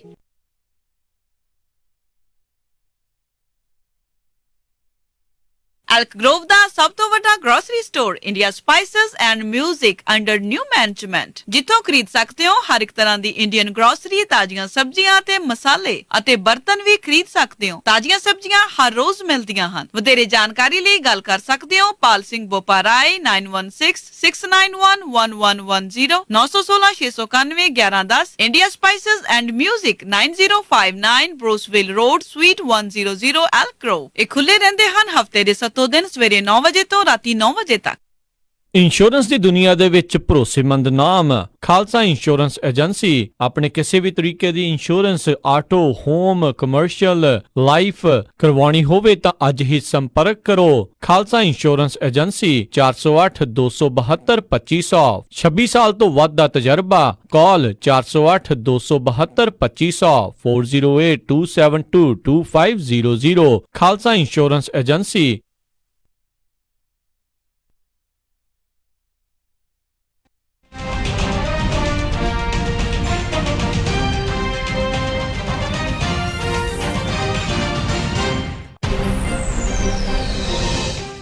ਪੰਜਾਬੀ ਰੇਡੀਓ USA ਸੁਣ ਰਹੇ ਸਾਰੇ ਸਰੋਤਿਆਂ ਨੂੰ ਇੱਕ ਵਾਰੀ ਫੇਰ ਜੀ ਆਇਆਂ ਨੂੰ ਸਵਾਗਤ ਹੈ। ਸਭ ਨੂੰ ਸਤਿ ਸ੍ਰੀ ਅਕਾਲ। ਮਿੰਟੂ ਜੀ, ਜੀ ਆਇਆਂ ਨੂੰ ਸਵਾਗਤ ਹੈ ਜੀ। ਜੀ ਸ਼ੁਕਰੀਆ ਜੀ, ਸਭ ਨੂੰ ਸਤਿ ਸ਼੍ਰੀ ਅਕਾਲ ਜੀ। ਜੀ ਤੇ ਸਰੋਤਿਓ, ਜੇਕਰ ਤੁਸੀਂ ਮਿੰਟੂ ਜੀ ਨੂੰ ਕੋਈ ਸਵਾਲ ਪੁੱਛਣਾ ਚਾਹੁੰਦੇ ਹੋ ਤੇ ਫੋਨ ਲਾਈਨ ਹੁਣ ਓਪਨ ਨੇ, ਕਾਲ ਕਰ ਸਕਦੇ ਹੋ। ਨੰਬਰ ਹੈਗਾ ਜੀ 408 272 5200 408 272 5200 ਦੇ ਉੱਤੇ। ਤੇ ਆਪਣੇ ਨਾਲ ਅੱਜ ਦੇ ਕਾਲਰ ਜਿਹੜੇ ਪਹਿਲੇ ਜੁੜ ਚੁੱਕੇ ਨੇ, ਅਵਤਾਰ ਸਿੰਘ ਜੀ, ਸਵਾਗਤ ਹੈ। ਸਤਿ ਸ੍ਰੀ ਅਕਾਲ। ਸਤਿ ਸ੍ਰੀ ਅਕਾਲ ਭਾਜੀ। ਸਤਿ ਸ੍ਰੀ ਅਕਾਲ ਮਿੰਟੂ ਸਾਹਿਬ ਜੀ। ਜੀ ਸਤਿ ਸ਼੍ਰੀ ਅਕਾਲ ਜੀ। ਮਿੰਟੂ ਸਾਹਿਬ, ਜਿੱਦਾਂ ਸ਼੍ਰੀ ਸ਼ੰਕਰ ਆ, ਦੇਖੋ ਇਹ ਬਹੁਤ ਲੋਕੀ ਇਹਨੂੰ ਸੁਣਦੇ ਤੇ ਚੇਲੇ ਬਹੁਤ ਆ। ਜ਼ਿੰਮੇਵਾਰ ਬੰਦਾ ਸਮਝਿਆ ਜਾਂਦਾ ਤੇ ਜਿਹੜਾ ਇਹਨੇ ਬਿਆਨ ਦਿੱਤਾ ਕਿ ਜੇ ਰਾਮ ਮੰਦਿਰ ਨਾ ਬਣਿਆ ਤੇ ਕੰਟਰੀ ਦਾ ਸੀਰੀਆ ਬਣ ਜਾਊਗਾ। ਤੇ ਇੱਕ ਹੋਰ ਕੋਈ ਭਾਜਪਾ ਦਾ ਗਵਰਨਰ ਆ ਕਿਸੇ ਹੋਰ ਸਟੇਟ ਦਾ, ਮੈਨੂੰ ਨਾਂ ਦਾ ਚੇਤਾ ਭੁੱਲ ਗਿਆ, ਉਹ ਵੀ ਕਹਿੰਦਾ ਕਸ਼ਮੀਰੀਆਂ ਦਾ ਬਾਈਕਾਟ ਕਰੋ। ਇਹ ਆਮ ਬੰਦੇ ਨੂੰ ਛੱਡੋ, ਜਿਹੜੇ ਜ਼ਿੰਮੇਵਾਰ ਬੰਦੇ ਏਦਾਂ ਦੇ ਬਿਆਨ ਦਿੰਦੇ, ਇਹਨਾਂ ਤੇ ਕੋਈ ਕੇਸ ਨਹੀਂ ਦਰਜ ਹੋ ਸਕਦਾ ਜੀ? ਬਿਲਕੁਲ, ਉਹ ਮੇਰੇ ਖਿਆਲ ਦੇ ਨਾਲ ਮੇਘਾਲਿਆ ਦਾ ਸੀਗਾ ਰਾਜਪਾਲ ਜਿਹਨੇ ਇਹ ਬਿਆਨ ਦਿੱਤਾ ਸੀਗਾ। ਉਹਦਾ ਨਾਮ ਸੀਗਾ ਸ਼ਾਇਦ ਤਥਾਗਤ ਕੋਈ ਇਹੋ ਜਿਹਾ ਨਾਮ ਸੀਗਾ, ਤਥਾਗਤ ਸ਼ਾਇਦ ਉਹਦਾ ਨਾਮ ਸੀਗਾ। ਜੋ ਵੀ ਹੈ, ਇਹ ਬਹੁਤ ਗੈਰ ਜ਼ਿੰਮੇਵਾਰਾਨਾ ਬਿਆਨਬਾਜ਼ੀ ਸੀ ਉਹਦੀ। ਤਾਂ ਇਹ ਜਿਹੜਾ ਸ੍ਰੀ ਰਵੀ ਸ਼ੰਕਰ ਸੀਗਾ, ਜਦੋਂ ਇਹਨੇ ਇੱਦਾਂ ਦਾ ਬਿਆਨ ਦਿੱਤਾ ਸੀ, ਉਦੋਂ ਇਹਨੂੰ ਵੀ ਬਹੁਤ ਵੱਡੀ ਆਲੋਚਨਾ ਚੱਲਣੀ ਪਈ ਸੀ। ਪਰ ਇਹ ਮਾਮਲਾ ਜਿਹੜਾ, ਦੇਖੋ, ਇਹ ਬਿਆਨ ਇੱਥੇ ਹੁੰਦੇ ਹੀ ਇੰਨੇ ਕੋ ਕਿ ਕਿਤੇ ਕਿਤੇ ਤੇ ਕੇਸ ਦਰਜ ਕਰਨਗੇ। ਔਰ ਇਸ ਤਰ੍ਹਾਂ ਦੇ ਬਿਆਨ ਦਿੰਦੇ ਹੀ ਉਹ ਲੋਕ ਆ ਜਿਹੜੇ ਅਸਲ ਦੇ ਵਿੱਚ ਇਹਨਾਂ ਸਰਕਾਰਾਂ ਦੇ ਚੇਲੇ ਚਾਟੜੇ ਹੁੰਦੇ ਆ ਜਾਂ ਇਹਨਾਂ ਸਰਕਾਰਾਂ ਦੇ ਆਪਣੇ ਪਿਆਦੇ ਹੁੰਦੇ। ਤੋ ਇਹ ਆਪਣੇ ਬੰਦਿਆਂ ਤੇ ਇਸ ਤਰ੍ਹਾਂ ਦੀ ਕਾਰਵਾਈ ਕਦੋਂ ਕਰਨਗੇ? ਜੇ ਕਾਰਵਾਈ ਕਰਨੀ ਹੋਵੇ, ਮੈਨੂੰ ਇੱਕ ਗੱਲ ਦੱਸੋ। ਪਿਛਲੇ ਦਿਨੀ ਯੂਪੀ ਦੇ ਵਿੱਚ ਗਊ ਹੱਤਿਆ ਦਾ ਇੱਕ ਕੇਸ ਦਰਜ ਹੋਇਆ, ਉਹਦੇ ਵਿੱਚ ਰਸੂਕਾ ਲਾ ਦਿੱਤਾ ਗਿਆ ਸੀਗਾ। ਬਹੁਤ ਖਤਰਨਾਕ ਇੱਕ ਕਾਨੂੰਨ ਆ ਜਿਹੜਾ ਲਾਗੂ ਹੋ ਗਿਆ, ਬੰਦੇ ਦੀ ਜ਼ਿੰਦਗੀ ਪੱਟੀ ਜਾਂਦੀ ਆ। ਰਸੂਕਾ ਲਾ ਦਿੱਤਾ ਗਊ ਹੱਤਿਆ ਦੇ ਦੋਸ਼ੀਆਂ ਤੇ। ਉਹ ਦੋਸ਼ੀ ਨਹੀਂ ਕਹਿ ਜਾ ਸਕਦੇ, ਹਲੇ ਕਥਿਤ ਦੋਸ਼ੀ ਆ, ਨਾਮਜ਼ਦ ਦੋਸ਼ੀ ਆ। ਤਾਂ ਇੱਧਰ ਦੇਖੋ, ਇੱਕ ਕਸ਼ਮੀਰੀ ਆ ਬੰਦਾ, ਉਹ ਸੜਕ ਤੇ ਚਾਦਰ ਵਿਛਾ ਕੇ ਲਖਨਊ ਦੇ ਵਿੱਚ ਮੇਵੇ ਵੇਚਣ ਡਿਆ। ਕਿੰਨੀ ਕੁ ਵੱਡੀ ਉਹਦੀ ਦੁਕਾਨਦਾਰੀ ਹੋਊਗੀ। ਕਿੱਥੇ ਕਸ਼ਮੀਰ ਆ, ਕਿੱਥੇ ਯੂਪੀ ਦਾ ਲਖਨਊ ਆ। ਉੱਥੇ ਭਗਵੇਂ ਗੁੰਡੇ ਆਉਂਦੇ, ਉਹਨੂੰ ਕੁੱਟ ਕੇ ਮਾਰਦੇ ਆ, ਜਲੀਲ ਕਰਦੇ ਆ। ਕੀ ਉਹਨਾਂ ਤੇ ਰਸੂਕਾ ਨਹੀਂ ਲੱਗਣਾ ਚਾਹੀਦਾ? ਜੇ ਤੁਸੀਂ ਹਾਂ ਗੱਲ ਕਹਿੰਦੇ ਹੋ ਕਿ ਬਿਆਨਾਂ ਤੇ ਕੇਸ ਦਰਜ ਹੋਣਾ ਚਾਹੀਦਾ, ਤੇ ਫਿਰ ਮੇਰੇ ਖਿਆਲ ਦੇ ਨਾਲ ਉਹਨਾਂ ਤੇ ਬਹੁਤ ਵੱਡਾ ਕੇਸ ਬਣਦਾ। ਜੇ ਗਊ ਹੱਤਿਆਰਿਆਂ ਤੇ ਰਸੂਕਾ ਲੱਗਦਾ, ਇੱਕ ਕਸ਼ਮੀਰੀ ਨਾਗਰਿਕ ਨੂੰ ਜਿਹਨੂੰ ਸੁਪਰੀਮ ਕੋਰਟ ਪ੍ਰੋਟੈਕਟ ਕਰ ਰਿਹਾ, ਉੱਥੇ ਭਗਵਾਨ ਗੁੰਡਿਆਂ ਤੇ ਲਾਠੀਆਂ ਨਾਲ ਕੁੱਟਦੇ ਆ, ਉਹਦੇ ਤੇ ਦੱਸੋ ਕਿੰਨਾ ਵੱਡਾ ਕੇਸ ਬਣਨਾ ਚਾਹੀਦਾ। ਜੀ ਬਿਲਕੁਲ, ਬਣਦਾ ਤੇ ਬਹੁਤ ਕੁਛ ਆ ਮਿੰਟੂ ਜੀ, ਪਰ ਅਫਸੋਸ ਵਾਲੀ ਗੱਲ ਆ ਵੀ ਇਹ ਮਾਈਨੋਰਟੀ ਨੂੰ ਕਿਤੇ ਨਾ ਕਿਤੇ ਜਿਹੜਾ ਉਹ ਦੱਬੀ ਹੋਈ ਜਾਂਦੇ, ਸੁਣਦੇ ਥੋੜ੍ਹੀ ਆ ਆਪਣੀਆਂ। ਦੇਖੋ ਕਿੱਦਾਂ ਮਨਮਰਜ਼ੀਆਂ ਜਿਹੜੀਆਂ ਇਹ ਕਰ ਰਹੇ ਨੇ। ਅਗਲੇ ਕਾਲਰ ਆਪਣੇ ਨਾਲ ਜੁੜੇ ਨੇ ਅਸ਼ੋਕ ਵਰਮਾ ਜੀ, ਸਵਾਗਤ ਹੈ। ਸਤਿ ਸ਼੍ਰੀ ਅਕਾਲ। ਹਾਂਜੀ, ਸਤਿ ਸ਼੍ਰੀ ਅਕਾਲ ਬਿੱਟੂ ਜੀ। ਜੀ ਸਤਿ ਸ਼੍ਰੀ ਅਕਾਲ ਜੀ। ਮੇਰਾ ਇੱਕ ਕੁਐਸਚਨ ਹੈਗਾ ਥੋੜਾ ਜਿਹਾ ਪੁਰਾਣਾ ਹੈਗਾ। ਮੋਦੀ ਦੇ ਨਾਲ ਲੈਟਰ ਹੈ, ਜਿਹਦੇ ਵੀ ਆਪਣਾ ਪੈਰਾਂ ਨੂੰ ਹੱਥ ਲਾਉਂਦਾ ਉਹ ਓਟ ਹੋ ਜਾਂਦਾ ਬੰਦਾ। ਜਿਵੇਂ ਲਾਲ ਕ੍ਰਿਸ਼ਨ ਅਡਵਾਨੀ ਨੇ ਲਾਇਆ, ਓਟ ਹੋ ਗਿਆ। ਤੇ ਇੱਕ ਹੋਰ ਸੀਗਾ, ਉਹਦਾ ਨਾਂ ਨਹੀਂ ਯਾਦ, ਉਹ ਓਟ ਹੋ ਗਿਆ। ਇਹਨੇ ਸੁਸ਼ਮਾ ਪੈਰਾਂ ਨੂੰ ਹੱਥ ਲਾਇਆ ਸੀਗਾ ਜਦੋਂ 2000 ਦੇ ਵਿੱਚ। ਤੇ ਇਹ ਮੈਂ ਕਲੀਅਰ ਕਰਨਾ ਚਾਹੁੰਦਾ ਕਿ ਇਹ ਵਾਕਈ ਸੁਸ਼ਮਾ ਸਵਰਾਜ ਦੇ ਪੈਰਾਂ ਨੂੰ ਹੱਥ ਇਹਨੇ ਲਾਇਆ ਸੀ ਤੇ ਉਹਨੇ ਆਸ਼ੀਰਵਾਦ ਦਿੱਤਾ ਸੀ? ਨਹੀਂ, ਮੈਨੂੰ ਨਹੀਂ ਪਤਾ ਭਾਜੀ, ਇਹਦੇ ਬਾਰੇ ਮੈਨੂੰ ਨਹੀਂ ਪਤਾ ਕਿ ਮੋਦੀ ਸਾਹਿਬ ਨੇ ਆਸ਼ੀਰਵਾਦ ਲਿਆ ਜਾਂ ਨਹੀਂ। ਜੇ ਲਿਆ ਤੇ ਫਿਰ ਸੁਸ਼ਮਾ ਸਵਰਾਜ ਤੇ ਪਰਛਾਵਾਂ ਪੈ ਗਿਆ। ਉਹਨੇ ਤਾਂ ਐਲਾਨ ਕਰ ਦਿੱਤਾ ਕਿ ਐਤਕੀ ਤਾਂ ਮੈਂ ਇਲੈਕਸ਼ਨ ਹੀ ਨਹੀਂ ਲੜਨਾ। ਜੀ ਜੀ ਬਿਲਕੁਲ। ਜਿੱਦਾਂ 2010 ਦੀ ਜਿਹੜੀ ਹੈ ਕਿਤੇ ਨਾ ਕਿਤੇ ਜਿਹੜੀ ਇਹ ਗੱਲ ਦੱਸਦੇ ਨੇ। ਸੋ ਹੁਣ ਦੇਖਦੇ ਹਾਂ ਵੀ ਇੰਨਾ ਸ਼ਾਇਦ ਜਿਹੜਾ ਯਾਦ ਨਹੀਂ ਆ, ਅਤੇ ਜੇ ਕਿਸੇ ਨੂੰ ਯਾਦ ਹੋਵੇ ਤਾਂ ਜ਼ਰੂਰ ਜਿਹੜਾ ਆ ਉਸ ਦੇ ਬਾਰੇ ਯਾਦ ਦਿਵਾਇਆ ਜਾਵੇ। ਅਤੇ ਮਿੰਟੂ ਜੀ, ਜਿਹੜੀ ਹੁਣ ਰਫੇਲ ਡੀਲ ਦਾ ਮਸਲਾ ਜਿਹੜਾ ਇਸ ਟਾਈਮ ਪੂਰਾ ਜਿਹੜਾ ਚੱਲ ਰਿਹਾ ਆ, ਵੀ ਕਾਗਜ਼ ਵੀ ਜਿਹੜੇ ਗਵਾਚ ਗਏ ਆ, ਇਨਵੈਸਟੀਗੇਟਿਵ ਜਰਨਲਿਜ਼ਮ ਦੇ ਉੱਤੇ ਵੀ ਜਿਹੜੇ ਨਾਲ ਦੇ ਨਾਲ ਜਿਹੜੇ ਸਵਾਲ ਜਿਹੜੇ ਉੱਧਰ ਉੱਠ ਰਹੇ ਆ। ਸੁਪਰੀਮ ਕੋਰਟ ਦੇ ਵਿੱਚ ਜਿੱਦਾਂ ਤੁਸੀਂ ਕੱਲ੍ਹ ਵੀ ਆਪਾਂ ਗੱਲ ਕਰ ਰਹੇ ਸੀ ਵੀ ਬੰਦ ਲਿਫਾਫੇ ਦੇ ਵਿੱਚ ਜਿਹੜੇ ਕਿਤੇ ਨਾ ਕਿਤੇ ਕੋਈ ਸਬੂਤ ਜਿਹੜੇ ਉਹ ਪੰਚਾਏ ਉੱਥੇ ਜਾਣ ਦੀ ਕੋਸ਼ਿਸ਼ ਕਰ ਰਹੇ ਆ। ਸੋ ਸੁਪਰੀਮ ਕੋਰਟ ਨੇ ਕੁਛ ਉਸ ਦੇ ਉੱਤੇ ਕੁਛ ਪੇਸ਼ ਕੀਤਾ ਜਾਂ ਕੁਛ ਕਿਹਾ ਆ ਵੀ ਉਹ ਉਸ ਨੂੰ ਅਸੈਪਟ ਕਰਨਗੇ, ਉਹਨਾਂ ਸਬੂਤਾਂ ਨੂੰ, ਦਸਤਾਵੇਜ਼ਾਂ ਨੂੰ ਮੰਨਣਗੇ ਜਾਂ ਨਹੀਂ ਮੰਨਣਗੇ, ਜਾਂ ਕੀ ਅਜੇ ਉਸ ਦੇ ਉੱਤੇ ਚੱਲ ਰਿਹਾ? ਨਹੀਂ, ਇਹਦੇ ਤੇ ਤਾਂ ਸਰਕਾਰ ਹੀ ਪਲਟੀ ਮਾਰ ਗਈ ਆ। ਉਹ ਜਿਹੜਾ ਸਾਡਾ ਅਟਾਰਨੀ ਜਨਰਲ ਹੈ ਇੰਡੀਆ ਦਾ ਕੇ ਵੇਣੂਗੋਪਾਲ, ਉਹ ਕਹਿੰਦਾ ਨਹੀਂ ਜੀ ਚੋਰੀ ਨਹੀਂ ਹੋਏ ਕਾਗਜ਼। ਅਸਲ ਦੇ ਵਿੱਚ ਇਹਨਾਂ ਦੇ ਕੋਲ ਤੇ ਫੋਟੋ ਕਾਪੀਆਂ, ਕਹਿੰਦਾ ਹੁਣ ਕੱਲ ਤੱਕ ਇਹ ਖਬਰਾਂ ਆਉਂਦੀਆਂ ਸੀਗੀਆਂ ਕਿ ਕਾਗਜ਼ਾਤ ਚੋਰੀ ਹੋ ਗਏ ਆ। ਹੁਣ ਕਹਿੰਦਾ ਕਿ ਨਹੀਂ, ਚੋਰੀ ਨਹੀਂ ਹੋਏ, ਫੋਟੋ ਕਾਪੀਆਂ ਪਹੁੰਚੀਆਂ ਨੇ ਪਬਲੀਕੇਸ਼ਨਸ ਤੱਕ, ਜਾਂ ਜੋ ਵਿਸਲ ਬਲੋਅਰ ਨੇ ਇਹ ਪ੍ਰਸ਼ਾਂਤ ਭੂਸ਼ਣ ਹੋਰਾਂ ਨੂੰ ਦਿੱਤੇ ਡਾਕੂਮੈਂਟਸ, ਇਹ ਫੋਟੋ ਕਾਪੀਆਂ ਪਹੁੰਚੀਆਂ। ਹੁਣ ਤੁਸੀਂ ਆਪ ਹੀ ਅੰਦਾਜ਼ਾ ਲਾ ਲਓ ਕਿ ਕਿੰਨੀ ਵੱਡੀ ਕਨਫਿਊਜ਼ਨ ਆ, ਕਿੰਨੀ ਵੱਡੀ ਚਲਾਕੀ ਆ। ਜਦੋਂ ਸਰਕਾਰ ਨੂੰ ਦਾਅ ਪਿੱਛਾ ਪੈ ਗਿਆ, ਅਟਾਰਨੀ ਜਨਰਲ ਹੈ ਜਿਹੜਾ ਪਲਟੀ ਮਾਰ ਗਿਆ। ਹੁਣ ਪਤਾ ਨਹੀਂ ਉੱਥੇ ਅਦਾਲਤ ਚ ਕੀ ਕਿਹਾ ਜਾਂ ਕੀ ਨਹੀਂ ਕਿਹਾ ਇਹਨਾਂ ਨੇ, ਪਰ ਇੱਕ ਹਾਦਸਾ ਮਜ਼ਾਕ ਬਣ ਗਿਆ। ਕੁਛ ਲੋਕ ਤੇ ਕਹਿੰਦੇ ਆ ਕਿ ਵੇਣੂਗੋਪਾਲ ਨੂੰ ਡਾਕਟਰ ਦੇ ਚੈੱਕ ਕਰਵਾਓ, ਠੀਕ ਤੇ ਹੈ, ਬੀਪੀ ਘਟਿਆ ਵਧਿਆ ਤੇ ਨਹੀਂ। ਉਹ ਇੱਕ ਦਿਨ ਕੁਛ ਕਹਿੰਦੇ, ਇੱਕ ਦਿਨ ਕੁਛ ਕਹਿੰਦੇ ਆ। ਜੀ ਜੀ ਬਿਲਕੁਲ। ਸੋ ਦੇਖਦੇ ਹਾਂ ਉਸ ਦੇ ਵਿੱਚ ਜਿਹੜਾ ਕੀ ਬਣਨ ਵਾਲਾ ਆ। ਅਤੇ ਮਿੰਟੂ ਜੀ, ਇੱਕ ਜਿਹੜਾ ਬੰਦਾ ਆ ਜਦੋਂ ਵੀ ਇਲੈਕਸ਼ਨਾਂ ਆਉਂਦੀਆਂ ਉਹਦਾ ਨਾਂ ਕਿਤੇ ਨਾ ਕਿਤੇ ਮੁੜ ਕੇ ਦੁਬਾਰਾ ਆ ਜਾਂਦਾ, ਵੀ ਕਹਿੰਦੇ ਲੋਕਾਂ ਨੂੰ ਇਲੈਕਸ਼ਨਾਂ ਬਹੁਤ ਜਿਤਾਉਂਦਾ ਆ, ਪ੍ਰਸ਼ਾਂਤ ਕਿਸ਼ੋਰ। ਅੱਜ ਕੱਲ੍ਹ ਇਹ ਕਿੱਥੇ ਤੁਰਿਆ ਫਿਰਦਾ ਹੈ? ਇਹ ਤੇ ਨਿਤਿਸ਼ ਕੁਮਾਰ ਦੀ ਪਾਰਟੀ 'ਚ ਚਲਾ ਗਿਆ। ਅੱਛਾ ਜੀ। ਇਹਨੂੰ ਤੇ ਕਾਫੀ ਮਹੀਨੇ ਹੋ ਗਏ ਆ ਜੀ। ਇਹ ਤੇ ਮੇਰੇ ਖਿਆਲ ਦੇ ਨਾਲ ਉਹਨਾਂ ਦਾ ਉਪ ਪ੍ਰਧਾਨ ਆ ਉਹਨਾਂ ਦੀ ਪਾਰਟੀ ਦਾ। ਤੋ ਇਹ ਹੁਣ ਉਹਨਾਂ ਦੇ ਉੱਥੇ ਚਲੇ ਗਿਆ ਬਿਹਾਰ ਦੇ ਵਿੱਚ, ਬਿਹਾਰ ਦੀ ਰਾਜਨੀਤੀ 'ਚ ਪੱਕੇ ਤੌਰ ਤੇ ਇਹਨੇ ਤੇ ਜਾ ਕੇ ਆਪਣਾ ਤੰਬੂ 'ਚ ਬੰਬੂ ਫਸਾ ਦਿੱਤਾ। ਤੇ ਵੈਸੇ ਨਰਿੰਦਰ ਮੋਦੀ ਦੀਆਂ ਵੀ ਸਿਫਤਾਂ ਕਰਦਾ ਅੱਜ ਕੱਲ੍ਹ। ਇਹ ਦੇਖਣਾ ਹੋਏਗਾ ਕਿਉਂਕਿ ਇਹਨਾਂ ਦਾ ਨਰਿੰਦਰ ਮੋਦੀ ਦੇ ਨਾਲ ਅਲਾਇੰਸ ਆ। ਦੇਖਣਾ ਹੋਏਗਾ ਕਿ ਉੱਥੇ ਬਿਹਾਰ ਦੇ ਵਿੱਚ ਕਿੱਦਾਂ ਪਰਫਾਰਮ ਕਰਦੇ ਆ, ਕਿਉਂਕਿ ਬਿਹਾਰ ਦੇ ਵਿੱਚ ਐਤਕੀ ਸਥਿਤੀ ਉਲਟ ਆ। ਨਿਤਿਸ਼ ਨੇ ਜਿਹੜੀ ਪਲਟੀ ਮਾਰੀ ਸੀਗੀ, ਤੁਹਾਨੂੰ ਚੇਤੇ ਹੋਣਾ ਕਿ ਇੱਕ ਪਹਿਲਾ ਚੋਣ ਇਸ ਤਕਾਜ਼ੇ ਤੇ ਜਿੱਤੀ, ਇਸ ਦਾਅਵੇ ਤੇ ਜਿੱਤੀ ਕਿ ਅਸੀਂ ਭਾਰਤੀ ਜਨਤਾ ਪਾਰਟੀ ਦੇ ਵਿਰੋਧੀ ਹਾਂ। ਬਾਅਦ ਦੇ ਵਿੱਚ ਉਸੇ ਭਾਰਤੀ ਜਨਤਾ ਪਾਰਟੀ ਨਾਲ ਛਾਲ ਮਾਰ ਕੇ ਹੋ ਗਿਆ। ਉਹ ਇੰਪੈਕਟ ਹੈ ਜਿਹੜਾ ਵੀ ਰਾਜਨੀਤੀ ਦੇ ਪਿਆ, ਉਹਨੂੰ ਪ੍ਰਭਾਵਿਤ ਜ਼ਰੂਰ ਕਰੇਗਾ ਉੱਥੇ। ਇਸ ਵਾਰੀ ਤੰਗ ਹੋਏਗਾ ਕਿਉਂਕਿ ਕਾਂਗਰਸ ਤੇ ਲਾਲੂ ਪ੍ਰਸਾਦ ਯਾਦਵ ਬਹੁਤ ਕਰੜਾ ਮੁਕਾਬਲਾ ਦੇਣ ਜਾ ਰਹੇ ਇਹਨਾਂ ਨੂੰ। ਕਰੜਾ ਕੀ, ਮੈਂ ਕਹੂੰਗਾ ਕਿ ਐਤਕੀ ਉਹ ਇਸ ਹਾਲਤ ਦੇ ਵਿੱਚ ਆ, ਉਹ ਇਹਨਾਂ ਨੂੰ ਉੱਥੇ ਤਗੜਾ ਝਟਕਾ ਵੀ ਦੇ ਸਕਦੇ ਆ। ਜੀ ਜੀ। ਮਿੰਟੂ ਜੀ, ਇੱਕ ਹੋਰ ਰੀਸੈਂਟ ਕੁਛ ਘੰਟੇ ਪਹਿਲਾਂ ਦੀ ਜਿਹੜੀ ਖਬਰ ਆ ਰਹੀ ਆ, ਰਾਜਸਥਾਨ ਤੋਂ ਇੱਕ ਹੋਰ MiG-21 ਜਿਹੜਾ ਫਾਈਟਰ ਜੈਟ ਆ ਉਹ ਹਾਦਸਾਗ੍ਰਸਤ ਹੋਇਆ ਆ। ਸ਼ੁਕਰ ਰਿਹਾ ਵੀ ਜਿਹੜਾ ਪਾਇਲਟ ਆ ਉਸਦੀ ਜਿਹੜੀ ਜਾਨ ਉਸ ਦੇ ਵਿੱਚ ਬਚ ਗਈ ਆ। ਇਹ ਉੜਦੇ ਤਬੂਤਾਂ ਦਾ ਮਸਲਾ ਕਦੋਂ ਹੱਲ ਹੋਊਗਾ ਉੱਥੇ? ਦੇਖੋ, ਰੌਲਾ ਤੇ ਇਹੀ ਆ ਨਾ, ਰਾਜਕਰਮਵੀਰ ਸਿੰਘ ਦੀ MiG-21 ਜਿਹੜੇ ਉਹ 60 ਦੇ ਦਹਾਕੇ ਦੇ ਜਹਾਜ਼ ਆ, ਰਸ਼ੀਅਨ ਜਹਾਜ਼ ਆ। ਇਹਨਾਂ ਨੂੰ ਤੇ ਇੰਡੀਆ ਦੇ ਵਿੱਚ ਉੜਦੇ ਤਾਬੂਤ ਕਹਿੰਦੇ ਆ ਲੋਕ, ਉੜਦੇ ਤਾਬੂਤ। ਹੁਣ ਅੱਜ ਇਹਦੇ ਚ ਪੰਛੀ ਵੱਜਿਆ, ਜਹਾਜ਼ ਜਿਹੜਾ ਉਹ ਤਬਾਹ ਹੋ ਗਿਆ। ਚਲੋ ਉਹ ਹੈਗਾ ਸੀਗਾ ਪਾਇਲਟ, ਉਹ ਇਜੈਕਟ ਕਰ ਗਿਆ, ਠੀਕ ਰਹਿ ਗਿਆ, ਸਭ ਕੁਝ ਠੀਕ ਹੋ ਗਿਆ। ਪਰ ਇੱਥੇ ਬਹੁਤ ਕੁਛ ਗਲਤ ਹੋਣ ਡਿਆ। ਮੈਂ ਤੁਹਾਨੂੰ ਅੱਜ ਇੱਕ ਹੋਰ ਖਬਰ ਸੁਣਾਉਣਾ ਜਿਹੜੀ ਸ਼ਾਇਦ ਯੂਪੀ ਦੀ ਆ। ਉੱਥੇ ਇਸ ਤਰ੍ਹਾਂ ਇੱਕ ਡਾਈਵਰ ਨੇ ਡਾਈਵ ਕੀਤੀ ਆ 6000 ਫੀਟ ਤੋਂ ਜੀ। 6000 ਤੋਂ ਉਹਨੇ ਡਾਈਵ ਕੀਤਾ ਤੇ ਪੈਰਾਸ਼ੂਟ ਨਹੀਂ ਖੁੱਲਿਆ, ਤੇ ਜਿਹੜਾ ਰਿਜ਼ਰਵ ਪੈਰਾਸ਼ੂਟ ਹੁੰਦਾ ਉਹ ਵੀ ਨਹੀਂ ਖੁੱਲਿਆ, ਔਰ ਉਹ ਮੁੰਡਾ ਮਰ ਗਿਆ। ਔਰ ਐਸੀ ਤੀਸਰੀ ਮੌਤ ਆ। ਇੱਕ ਕਮਾਂਡੋ ਪਹਿਲਾਂ ਆਪਣੇ ਇੱਥੇ ਮੇਰੇ ਖਿਆਲ ਦੇ ਨਾਲ ਸਮਾਣੇ ਦਾ ਮੁੰਡਾ ਸੀ, ਉਹ ਗਗਨਦੀਪ, ਉਹਦਾ ਵੀ ਪੈਰਾਸ਼ੂਟ ਨਹੀਂ ਸੀ ਖੁੱਲਿਆ। 1 ਸਾਲ ਦੇ ਵਿੱਚ ਤੀਸਰੀ ਮੌਤ ਹੈ ਕਿ ਪੈਰਾਸ਼ੂਟ ਹੀ ਨਹੀਂ ਖੁੱਲ ਰਿਹਾ। ਇੱਕ ਪੈਰਾ ਕਮਾਂਡੋ ਦਾ ਵੀ ਮੁੰਡਾ ਮਰਿਆ, ਤੇ ਹਿਮਾਚਲ ਦਾ ਮੁੰਡਾ ਸੀਗਾ, ਇਹ ਵੀ ਫੋਰਸ ਦੇ ਵਿੱਚ ਸੀਗਾ।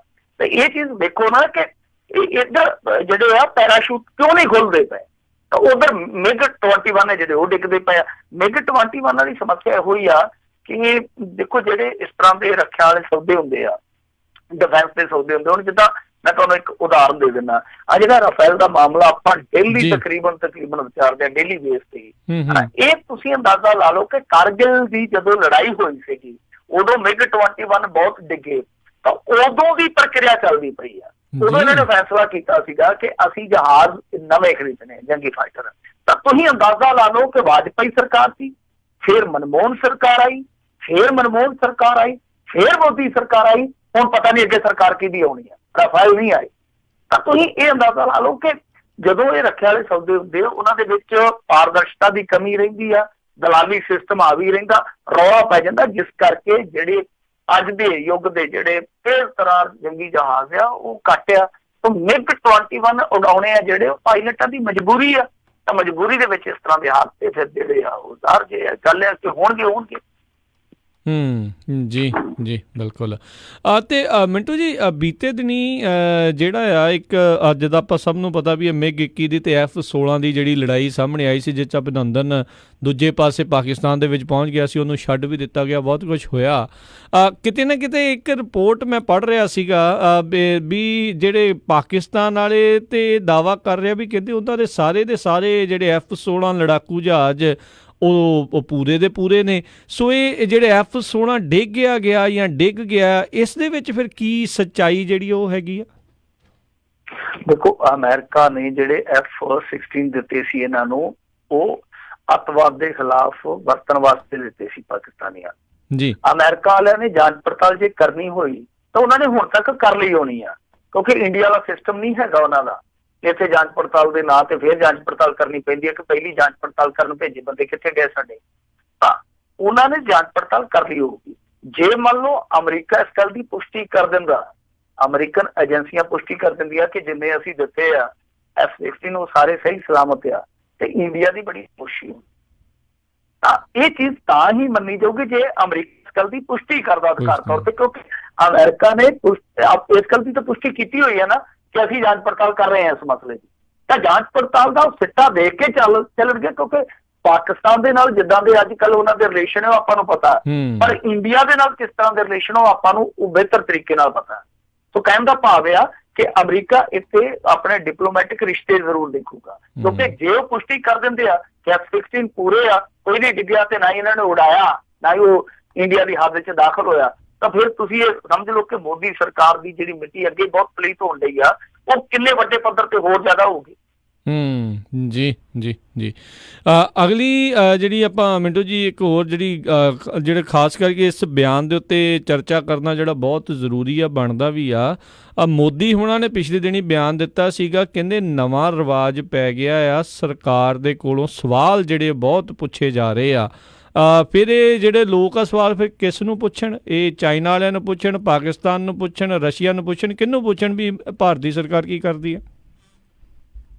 ਨਹੀਂ ਦੇਖੋ, ਜੇ ਅਖਬਾਰ ਖੋਜੀ ਪੱਤਰਕਾਰਤਾ ਕਰਦੇ ਆ ਤਾਂ ਉਹਦੇ ਤੇ ਕਹਿੰਦੇ ਆ ਕਿ ਉਹ ਜਿਹੜਾ ਲਾ ਦਿਓ ਸੀਕ੍ਰੇਟ ਐਕਟ ਲਾ ਦਿਓ, ਆਫੀਸ਼ੀਅਲ ਸੀਕ੍ਰੇਟ ਐਕਟ ਲਾ ਦਿਓ। ਜੇ ਕੋਈ ਬੰਦਾ ਸਵਾਲ ਕਰਦਾ ਉਹਨੂੰ ਕਹਿੰਦੇ ਕਿ ਸਵਾਲ ਬੜਾ ਕਰਦਾ, ਇਹਨੂੰ ਮਜ਼ਾਇਲ ਦੇ ਨਾਲ ਬੰਨ ਕੇ ਕਈ ਵਾਰੀ ਫੌਜ ਨੂੰ ਕਵਾਂਗੇ ਲੈ ਜਾ।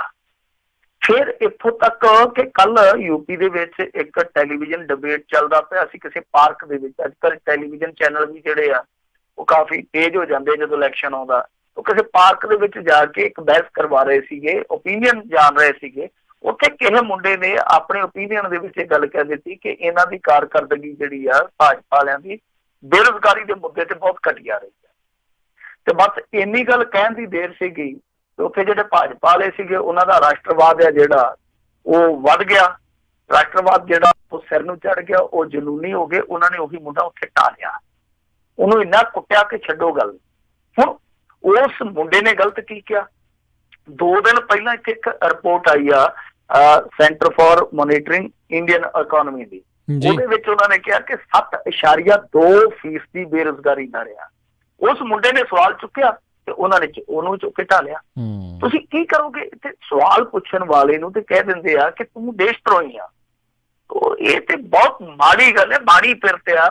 ਹੁਣ ਇੱਕ ਪਾਸੇ ਨੌਜਵਾਨਾਂ ਨੂੰ ਕਿਹਾ ਜਾਂਦਾ ਕਿ ਪੜ੍ਹੋ ਲਿਖੋ, ਚੰਗੇ ਨਾਗਰਿਕ ਬਣੋ। ਪੜ੍ਹੇ ਲਿਖੇ ਚੰਗੇ ਨਾਗਰਿਕ ਸਵਾਲ ਹੀ ਕਰਨਗੇ ਨਾ। ਜੇ ਬਵਾਲ ਕਰਨਗੇ ਤਾਂ ਚੰਗੇ ਨਾਗਰਿਕ ਨਹੀਂ ਹੈ। ਉਹ ਜੇ ਸਵਾਲ ਕਰਨਗੇ ਤਾਂ ਹੀ ਚੰਗੇ ਨਾਗਰਿਕ ਆ। ਤੇ ਸਵਾਲ ਕਰਨ ਵਾਲੇ ਨੂੰ ਜੇ ਅੱਗੋਂ ਤੁਸੀਂ ਡੰਡੇ ਦੇ ਨਾਲ ਉਥੋਂ ਹੱਡ ਸੇਕ ਕੇ ਘਲਾ ਦੇਣਾ ਘਰ ਨੂੰ, ਉਹ ਤੇ 4 ਬੰਦੇ ਨੂੰ ਹੋਰ ਨੂੰ ਦੱਸੂਗਾ ਕਿ ਜੋ ਮਰਜ਼ੀ ਹੋਵੇ ਢੱਠੇ ਖੂਹ 'ਚ ਜਾਵੇ, ਮੁਲਕ ਸਵਾਲ ਨਾ ਕਰੀ ਕਿਸੇ ਕੋਲ, ਖਾਸ ਤੌਰ ਤੇ ਜਿਹੜਾ ਭਾਰਤ ਮਾਤਾ ਦਾ ਸਪੂਤ ਹੈ ਰਾਸ਼ਟਰਵਾਦੀ, ਉਹਦੇ ਕੋਲ ਤੇ ਕਦੇ ਨਾ ਕਰੀ। ਜੀ ਜੀ ਬਿਲਕੁਲ। ਤੇ ਮਿੰਟੂ ਜੀ ਬਹੁਤ ਬਹੁਤ ਤੁਹਾਡਾ ਧੰਨਵਾਦ ਕਰਦੇ ਹਾਂ, ਤੁਸੀਂ ਸਾਡੇ ਨਾਲ ਜੁੜੇ। ਅੱਜ ਦੇ ਪ੍ਰੋਗਰਾਮ ਦਾ ਸਮਾਂ ਜਿਹੜਾ ਹੁਣ ਇੱਥੇ ਹੀ ਜਿਹੜਾ ਸਮਾਪਤ ਹੁੰਦਾ ਆ। ਅਗਲੀ ਵਾਰ ਤੱਕ ਬੜੀ ਮਿਹਰਬਾਨੀ, ਪਿਆਰ ਭਰੀ ਸਤਿ ਸ਼੍ਰੀ ਅਕਾਲ ਜੀ। ਸਤਿ ਸ਼੍ਰੀ ਅਕਾਲ ਜੀ। ਪ੍ਰੋਗਰਾਮ ਦੀ ਜਿਹੜੀ ਇੱਥੇ ਸਰੋਤਿਓ ਜਿਹੜੀ ਉਹ ਸਮਾਪਤੀ ਆ, ਅਤੇ ਨਾਲ ਹੀ ਜਿਹੜੇ ਆਪਣੇ ਸਰੋਤਿਆਂ ਨੂੰ ਦੱਸਦੇ ਜਾਈਏ, ਅੱਜ ਰਾਤ ਨੂੰ 9 ਵਜੇ ਕੈਲੀਫੋਰਨੀਆ ਟਾਈਮ ਦੇ ਮੁਤਾਬਕ ਭਗਵੰਤ ਮਾਨ ਜਿਹੜੇ ਕਿ MP ਨੇ ਸੰਗਰੂਰ ਤੋਂ, ਉਹ ਪੰਜਾਬੀ ਰੇਡੀਓ USA ਦੇ ਉੱਤੇ ਜਿਹੜੇ ਨਾਲ ਜਿਹੜੇ ਉਹ ਹਾਜ਼ਰ ਹੋਣਗੇ। ਗੱਲਬਾਤ ਜਿਹੜੀ ਆਪਾਂ ਉਹਨਾਂ ਦੇ ਨਾਲ ਕਰਾਂਗੇ, ਅਤੇ ਇਹੀ ਜਿਹੜੀ ਅਸੀਂ ਉਹਨਾਂ ਨੂੰ ਵੀ ਬੇਨਤੀ ਕੀਤੀ ਆ, ਅਤੇ ਜਿਹੜੀ ਅਸੀਂ ਉਹਨਾਂ ਦਾ ਕੋਸ਼ਿਸ਼ ਕਰ ਰਹੇ ਹਾਂ ਵੀ ਉਹ ਸਮਾਂ ਥੋੜ੍ਹਾ ਖੁੱਲ੍ਹ ਕੇ ਜਿਹੜਾ ਉਹ ਲੈ ਕੇ ਆਉਣ, ਤਾਂ ਜੋ ਜਿਹੜੇ ਤੁਹਾਡੇ ਵੀ ਸਰੋਤਿਆਂ ਦੇ ਜਿਹੜੇ ਸਵਾਲ ਆ ਉਹਨਾਂ ਦੇ ਵੀ ਜਵਾਬ ਆ ਉਹ ਦੇ ਸਕਣ। ਸੋ ਹੋਪਫੁਲੀ ਜਿਹੜੇ ਉਹ ਸਾਰਾ ਕੁਛ ਜਿਹੜਾ ਹੋਵੇਗਾ। ਸੋ ਅੱਜ ਰਾਤ ਨੂੰ 9 ਵਜੇ ਆਮ ਆਦਮੀ ਪਾਰਟੀ ਦੇ ਭਗਵੰਤ ਮਾਨ ਜੋ MP ਨੇ, ਮੌਜੂਦਾ MP ਨੇ, ਅਤੇ ਹੁਣ ਇਲੈਕਸ਼ਨਾਂ ਜਿਹੜੀਆਂ ਮੁੜ ਦੁਬਾਰਾ ਜਿਹੜੀਆਂ ਆ ਰਹੀਆਂ ਆ, ਸੋ ਆਮ ਆਦਮੀ ਪਾਰਟੀ ਦੇ ਬਾਬਤ ਬਹੁਤ ਸਾਰੇ ਜਿਹੜੇ ਸਵਾਲ ਕਈਆਂ ਨੂੰ ਜਿਹੜੇ ਉਹ ਹੋਣਗੇ, ਤੁਸੀਂ ਵੀ ਪੁੱਛ ਸਕੋਗੇ, ਕੁਝ ਸਵਾਲ ਅਸੀਂ ਵੀ ਜਿਹੜੇ ਉਹਨਾਂ ਨੂੰ ਸਿੱਧੇ ਜਿਹੜਾ ਉਹ ਪੁੱਛਾਂਗੇ। ਸੋ ਅੱਜ ਰਾਤ ਨੂੰ 9 ਵਜੇ ਭਗਵੰਤ ਮਾਨ ਦੇ ਨਾਲ ਜਿਹੜੀ ਉਹ ਗੱਲਬਾਤ ਆ ਪੰਜਾਬੀ ਰੇਡੀਓ USA ਦੇ ਉੱਤੇ ਜਿਹੜੀ ਉਹ ਪੇਸ਼ ਹੋਣੀ ਆ। ਸੋ ਉਸ ਟਾਈਮ ਦੇ ਉੱਤੇ ਜ਼ਰੂਰ ਤੁਸੀਂ ਜਿਹੜਾ ਜੀ ਉਹ ਸੁਣਿਓ, ਅਤੇ ਬਾਅਦ ਦੇ ਵਿੱਚ ਜਿੱਦਾਂ ਤੁਹਾਨੂੰ ਮੈਂ ਦੱਸਿਆ ਆ ਵੀ ਤੁਸੀਂ ਵੀ ਜਿਹੜੇ ਸਵਾਲ ਆ ਉਹ ਉਹਨਾਂ ਨੂੰ ਉਦੋਂ ਕਰ ਸਕੋਗੇ। ਇਹ ਜਿਹੜੀ ਅਸੀਂ ਜ਼ਰੂਰ ਉਹਨਾਂ ਨੂੰ ਬੇਨਤੀ ਕੀਤੀ ਆ ਵੀ ਫੋਨ ਲਾਈਨਾਂ ਜਿਹੜੀਆਂ ਉਹ ਓਪਨ ਕਰਕੇ ਜਿਹੜੇ ਉਹ ਸਵਾਲ ਜਿਹੜੇ ਤੁਹਾਡੇ ਜ਼ਰੂਰ ਲੈਣ। ਅਤੇ ਹੁਣ ਇੱਥੇ ਹੀ ਜਿਹੜਾ ਅੱਜ ਦੇ ਪ੍ਰੋਗਰਾਮ ਦੀ ਸਮਾਪਤੀ ਆ। ਮਿਲਦੇ ਹਾਂ ਅਗਲੀ ਵਾਰ, ਉਦੋਂ ਤੱਕ ਲਈ ਮੇਰੇ ਵੱਲੋਂ ਵੀ ਪਿਆਰ ਭਰੀ ਨਿੱਘੀ ਸਤਿ ਸ਼੍ਰੀ ਅਕਾਲ ਜੀ। ਸੁਣਦੇ ਰਹੋ ਪੰਜਾਬੀ ਰੇਡੀਓ USA।